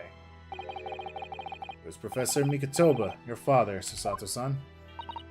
Oh my. Ever since then, the professor was very good to me. Yeah, he even helped to fund my university education at UMai. I'll be forever in his debt. But nevertheless, I just couldn't bring myself to believe what he had told me. Oh. Then one day, a letter arrived at our house from Britain. There was no indication of the sender, so I opened it, assuming it was an old acquaintance of my father. I read in that letter changed my entire life. What did it say? It said that my father had been a mass murderer, and the writer cursed the Asagi name. Did Von Seeks find out that Asagi had a fucking kid and just sent a letter being petty, like, your dad's a mass murderer and fuck your whole family? Oh no! As a result of that letter, I found out what had been hidden from me all these years. I'm gonna do something really quick, because I'm super curious. Just bear with me 1 second. Kazuma, what do you make of this? There's only one place where defense lawyers and prosecutors should discuss evidence, the courtroom. So it seems you're still confused by the situation. No, this is your dad's last will and testament. That's what I'll make of it. I get the feeling my friend's always going to have the edge over me, isn't he? Alright, he doesn't care about his dad's last will and testament. Alright, cool. Good to know. Probably someone else. No, I get the feeling that it was... Yeah, it probably was someone else. Presumably, the letter was sent from a relative of one of the victims. If whoever had been a member of the judiciary, he could have been present at the closed trial. The letter revealed that my father had been sentenced to death, executed for being a killer. I'm so sorry you had to find that out. I imagine the British government did its very best to silence whoever sent that letter. But someone who knew the truth and couldn't bear the resentment was always going to be a problem. But still, it could have been written by anyone. Why would you believe such a thing? There was a newspaper cutting included with the letter. It was the first I'd ever heard of the professor and his terrible killing spree. Well, what did my father have to say about the letter? I couldn't bring myself to show it to him. What? Why not? Because he deliberately concealed the truth from me by telling me my father was taken by a fatal illness. That couldn't have been easy for him, and he'd done it out of consideration for my feelings. So instead, I showed the letter to Judge Jigoku. Oh yeah? Ah, the other visiting student. He faltered for the briefest moments, but then he just laughed the letter off. But in that moment, I saw it on his face. He was undeniably shocked, shaken momentarily, before recovering his poise. A year later, my bereaved mother succumbed to a strain of grief. She too passed away. That's when I made up my mind that one day, without fail, I would cross the seas to Britain and seek the truth for myself. The truth about my father, Genshin Asagi. And I wouldn't let anyone stand in my way. But then a little Russian girl pushed me.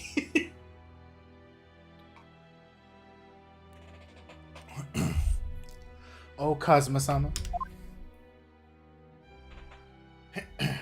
The Reaper's Trial. What we learned today in court turned things completely on their head. It's an impressive piece of lawyering, Ryunosuke Naruhodo. There's that toxic, but Von Zieks isn't the Reaper, you know. I almost don't want to believe it myself, but it turns out that Inspector Gregson himself, the victim, was. It's clear the Inspector was behind the Reaper's activities all along. What? You mean you knew? The real question is, who's been giving orders to the Inspector? Yes, Barak Von Zieks is the real Reaper. And I know that 10 years ago it was him who decided my father must be a mass murderer and sent him to his grave. No, he was merely seeing that justice was done as the law dictates. You can't... he's not to blame. Ultimately, it's people who condemn people. Everyone must know that people are people. You think they hate fucked after this? Maybe. The law is just a tool that they use to do it. And when a man condemns another, he must take responsibility for his actions. Of course he must. But I know for certain that my father would never have taken another man's life. Kazuma. On the contrary, my father's life was taken by the Reaper. The Reaper didn't exist at that time period.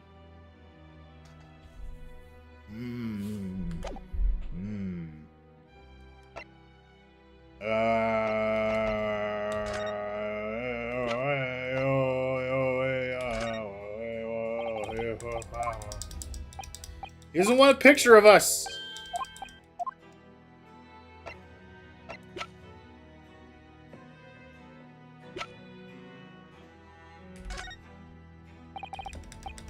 I don't know what to do now.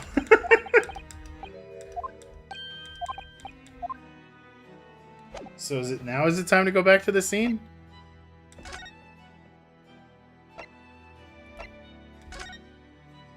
Show the autopsy?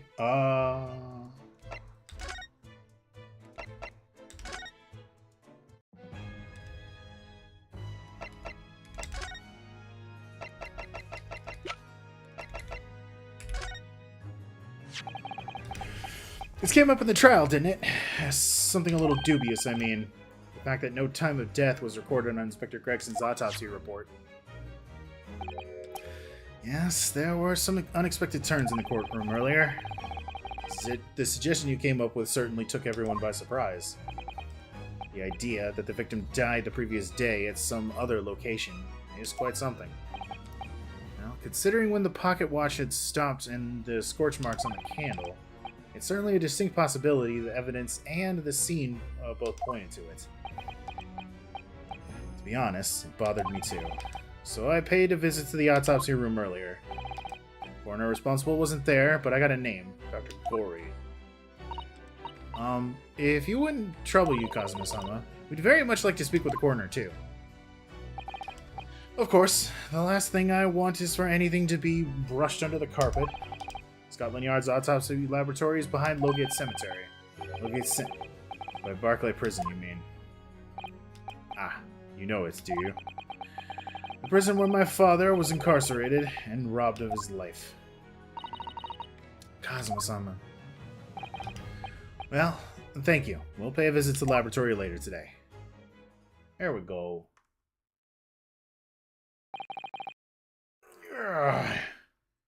Ryunosuke, I want to thank you. For what? For this. You safeguarded the soul of the Asagi clan. Well, it's a famous sword that's been in your family for generations. My only slight regret is that I never got the chance to draw it before I returned it to you. Karuma is said to have been forged by a master swordsmith during the Sengoku Warring States period. I come from a long lineage of warriors who stretch at random intervals, many of whom were expert swordsmen. Well then, you're a chip off the old block, I'd say. This blade, Karuma, is the symbol of Asagi's clan's honor and might. Apparently, one of my father's apprentices even took the blade's name as a surname. Really? Karuma? It does sound formidable, that's for sure. 16 years ago, when my father was a visiting student here in London, he had this sword forever at his side. Which is why it means so much to me that I have it by my side again now, too. And that is all thanks to you. It was an honor. Wah. The Japanese Von Karma name. Yep. Wait! Hold on. No, hold on. Roll that back. You mean in Japan, the Von Karmas of the Karuma? You mean that they're responsible for fucking Von Karma? Kazuma, you have to pay for your crimes. We need your family released a monster into the world. Now I have preparations to make for tomorrow. Perhaps I said a little too much. Kazuma, you've changed. No, Ryunosuke, I haven't changed at all. It's you who's changed. What? I can completely understand your resentment of Lord Von Zieks given what happened. But the fact is, those events in that case are, well, unrelated. Is that what you wanted to say? How are you to be so sure? What do you mean? Never mind. That man is the Reaper, and it's for that reason that the inspector was killed. I'm going to prove as much in court tomorrow. By whatever means necessary. Good luck! Can't let you do that, Kazuma. I know you'll do what you have to do as a lawyer, but I'm sure I don't need to tell you that I won't be taking any prisoners in the courtroom. I would expect nothing less. Until tomorrow, then. In the Old Bailey. I think we're gonna talk to Gory, and then I'm probably gonna call it because I'm really getting hungry. I want food. Yeah, Ryunosuke has grown and Kazuma's regressed. Yep. Oh, she changed everything up. She's like, this is my office now. I'm gonna fill it with plushies. Holy shit. This place really is creepy, isn't it? Well, being a dead room, it's probably full of spirits of the dissected. But actually, there's a rather pleasing scent of roses in the air. Well, being a dead room, the coroner probably needs the bold scent like that to mask the odor of death. Iris, do you think we could change the subject? No.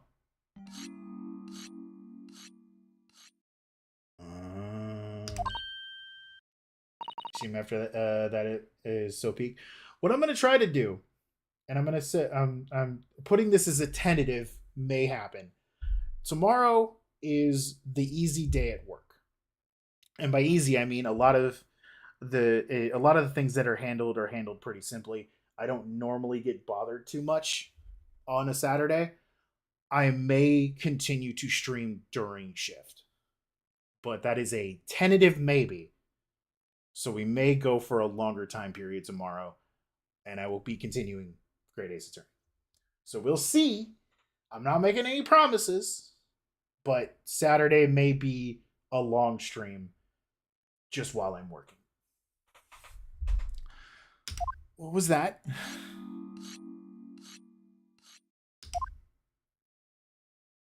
How did we miss her? Dr. Gory? Does anyone else hear that?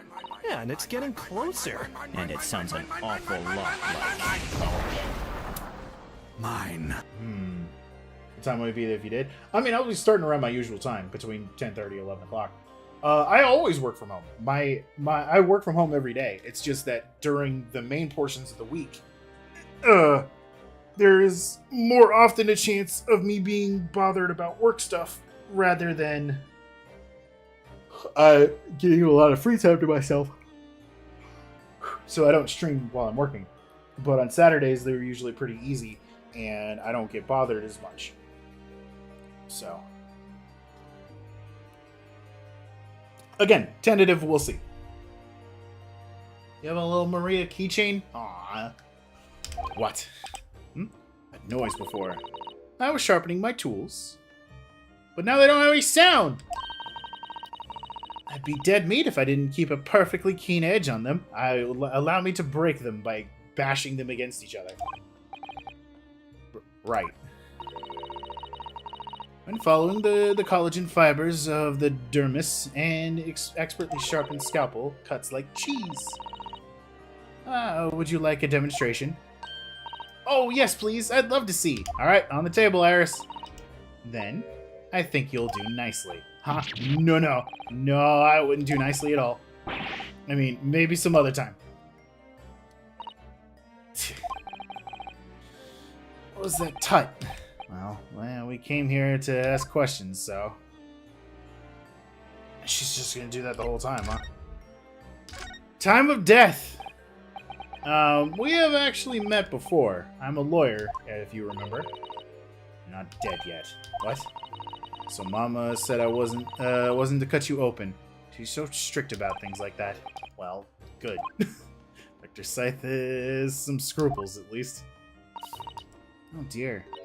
It looks like she's not interested in talking to us. At first you had my anyway. curiosity, but now you have my erection. Ref, calm down.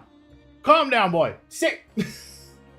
Oh dear. It looks like she's not interested in talking to us for the time being, anyway. For the time being? You mean until we die? I hope that's a ways off.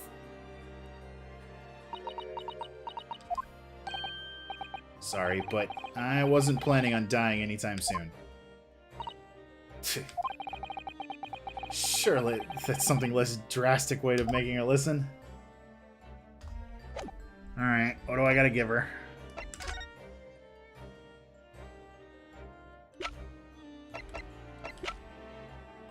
Okay, I'm sure it's the autopsy report, but what if I show her a picture of a dead man?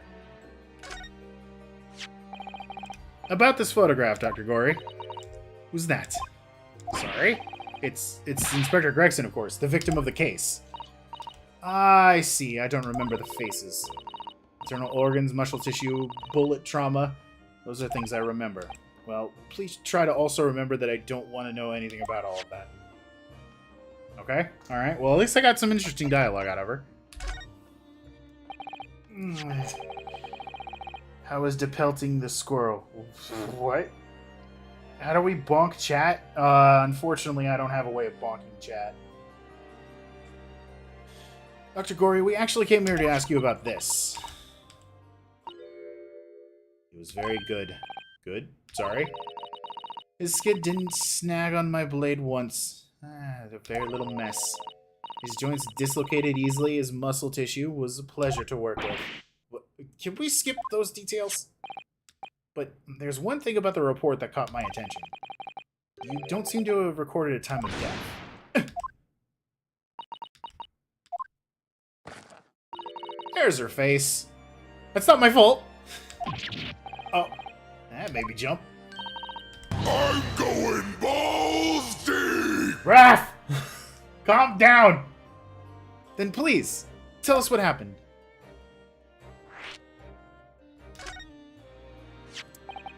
So, why doesn't this autopsy report include the victim's time of death then? It's really the most crucial detail. I was told not to write it. What? What? By who? Shmael Strongheart, Lord Chief Justice. He came here. Lord Strongheart came and decided to falsify evidence? He said that from the witness statements about the gunshot and the other evidence, it was obvious. The man clearly died at 5 p.m. on 1st November, when the gunshot was heard. But that's not the time of death that you wrote in the report. You didn't write anything. Was there some reason you didn't include it? She just said she was told not to. Dr. Gory, if you're hiding something under Lord Strongheart's instructions, and sooner or later you're going to go the same way as your mother. Give it here, then. Oh, she just scribbled so furiously. There. You've written... What's she written? Tell us! Indeterminate. But the details of the autopsy report have been updated in court record. So either he was dead so long that the current state of forensic science wasn't able to determine when he died, or something else happened entirely. This is an updated autopsy report in the confusing way. Do you think I'd be that way about you? What? Huh? No. No, I'm good. What do you mean by that? Why is the time of death indeterminate? When the specimen was brought in, it was still fresh. So the time of death could easily be coincided with the gunshot that was heard. She's back! But there's one small inconsistency. What discrepancy? Is what she actually said. There was some fried fish in the pocket of the specimen's overcoat. And that fish had started to rot. What? If the victim liked fried fish, he presumably liked to eat it before it went off. Well, yes. What are you really trying to say? It's possible that someone tried to manipulate the apparent time of death. Manipulate the... Is that even possible to do? Theoretically, if you were to chill the body in ice, you could delay the onset of perforation.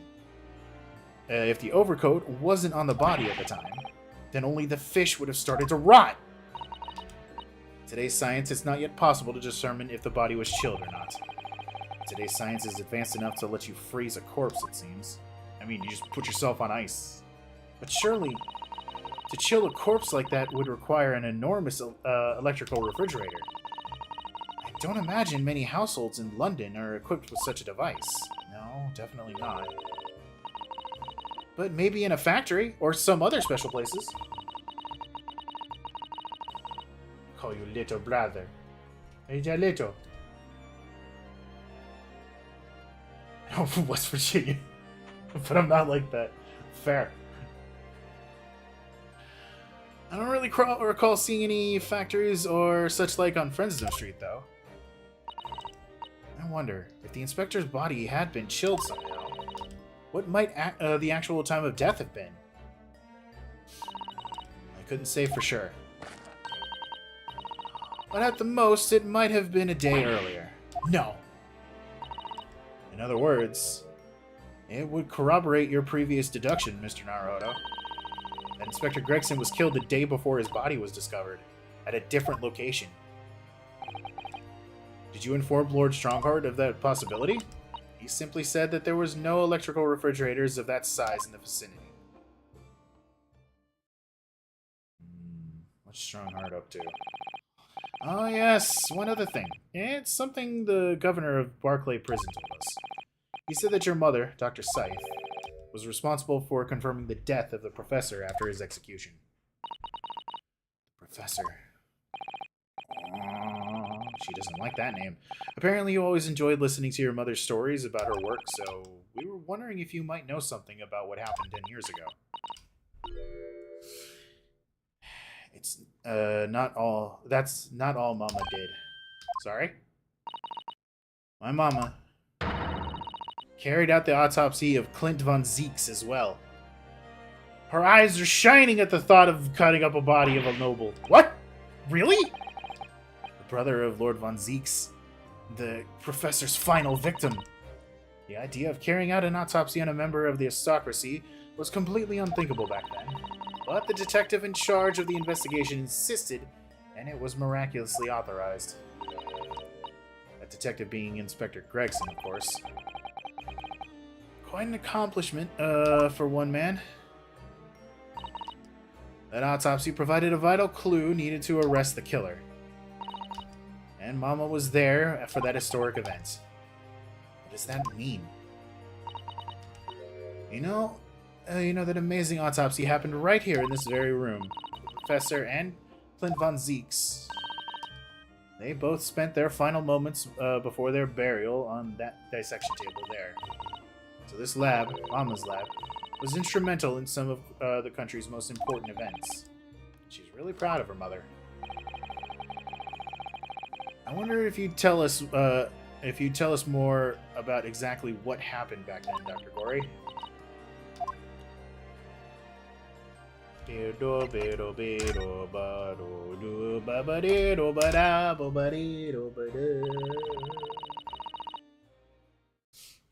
professor's execution was Mama's first big case. I already unlock an emote, but it says it's still locked.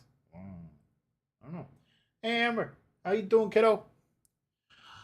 I had to be in attendance. She had to be in attendance at Barclays Prison's execution chamber. And signed the certificate to confirm the convict's death. Mama is the best coroner in the world, you know. I was so proud of her. The execution didn't actually take place. No. And worse still, Mama actually helped with the jailbreak. I didn't want to know. Oh dear. You found out recently, you mean? I believed in her, in Mama, but... now I wonder if I'm, starting down the same path as her.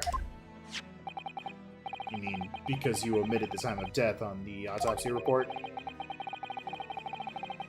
But that's because Lord Strongheart forbade you from including it. Just like Mama. I'm sure she was coerced by somebody too. Yes, that's my feeling as well. There's no doubt that there were powerful forces at play 10 years ago. The execution couldn't have been staged without a lot of people at the prison knowing about it. Obviously, the prison governor must have been in on it as well. The big man with the little handcuffs, according to what he told us, he was tricked by the chief warder. He says he knew nothing about it. Of course he said that. I'd say the same thing. Just who was behind that jailbreak all those years ago? Becky! Thank you for the fruit. I was watching Windbreaker. I don't know what that is. Just who was behind the jailbreak all those years ago? The autopsy of Clint! My brother Clint! You mentioned the autopsy of Clint von Zeeks. It was a time when carrying out autopsies of murder victims was very unusual. Still not a practice that's observed in our country, even now. It turned out that he was the professor's final victim, and when the autopsy was performed, Mama was present, although only as the secondary assistant.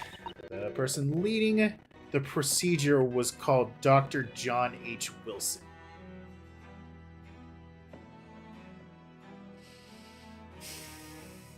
Sato and Athena smack. Okay, alright. Let's tone down the horny a little bit. It's an edgy anime, not really death stuff. More like teenage angst mixed with a slice of life that basically solve problems by throwing hands. Jesus. That's right, my daddy! Iris! That's information we could have used. And there was one other person present, the primary assistant. He was a visiting student from the Far East. Mikitoba. Wait, a visiting student? It must have been my father, Eugen Mikitoba. I had no idea Professor Mikitoba had been involved in something so important. But the outcome of that historic autopsy was the discovery of a vital piece of evidence that led to the capture of the professor. So that's how they came to the identity of Genshin Asuki as the infamous mass murderer. What happened to... Oh, do you happen to know anything about the piece of evidence? Can you tell us any more? Would you like to see the records for yourself? What? Would that be alright? What's the point of keeping records if people can't look at them? They're filed under V in the back of those cupboards with the other records of the last decade. Thank you. She's so accommodating. Let's see. Von Zeeks. That's strange. What, Mr. Naruto? They aren't here. There's nothing under Von Zeeks. There must be! Perhaps somebody took them away? No one's allowed to take documents related to the Professor case out of this room. You're right. They're gone! Well, when was the last time somebody looked at them? Do you remember? Oh yes, I remember now. It was 2 years ago. A consulting detective came one day saying that he'd like to see the records. No, you don't mean... Herlock Sholmes was his name. Damn it, Sholmes. Deep down, I knew that was coming. Do you think he stole the records? Oh no, surely not. Iris, that can't be right, can it?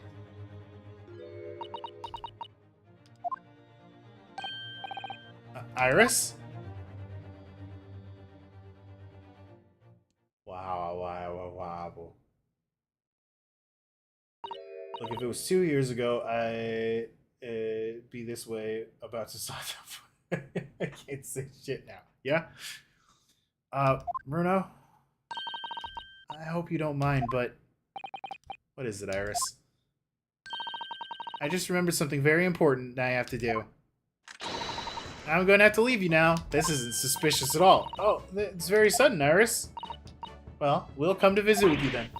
Oh, no, there's no need. You and Bruno go take your time here. Bye for now then. Good luck! Wait a minute, little girl. Me? I remember now. You've been here before, haven't you? Have you, Iris? Yes, 2 years ago, when the detective came. You were with him, weren't you?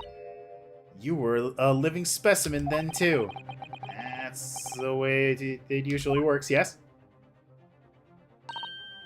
What was I? I really don't remember. Anyway, sorry, but I have a mustache. Wait, Iris. I'll brew up a pot for you when you get home. What's the matter with her? She's clearly hiding something. She's behaving really strangely all of a sudden. Well, in that case, we won't keep you any longer either. It's been quite a while since I had any visitors. It was really fun. But next time you come, I'd prefer if you were ready for dissection. I can't make any promises. Sorry. It's a bit strange that the records of Clinton von Zeek's autopsy have disappeared. I think we've asked all we can ask for now. Alright. I'm assuming now we have to go home to confront Iris and Sholmes, wherever Sholmes may be. But for now, we are going to go ahead and save, because I need to go get some food. You think Smash Ultimate will get a Switch 2 edition? I would assume so. I can't see a reason why they wouldn't. For the record, that's what we were talking about earlier. You go to Fresno? Okay. Well, remind me of that tomorrow if I forget. But yeah, so I'm going to go ahead and end things here for today. Because I need to get me some food before shift starts. And,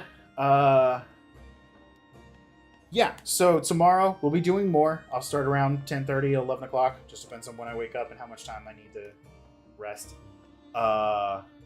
And I will try to go into work shift with the stream. We'll have to see. But yeah, goodbye, everybody. Let's find someone to raid. Oh, I got a raid!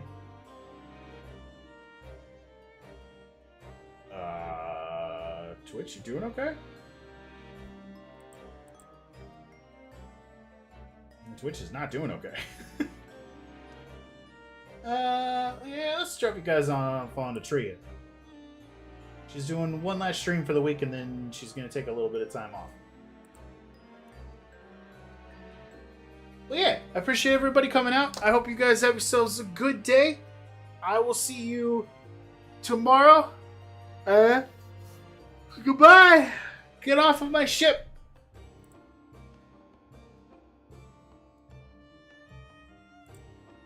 Bye, VOD watchers.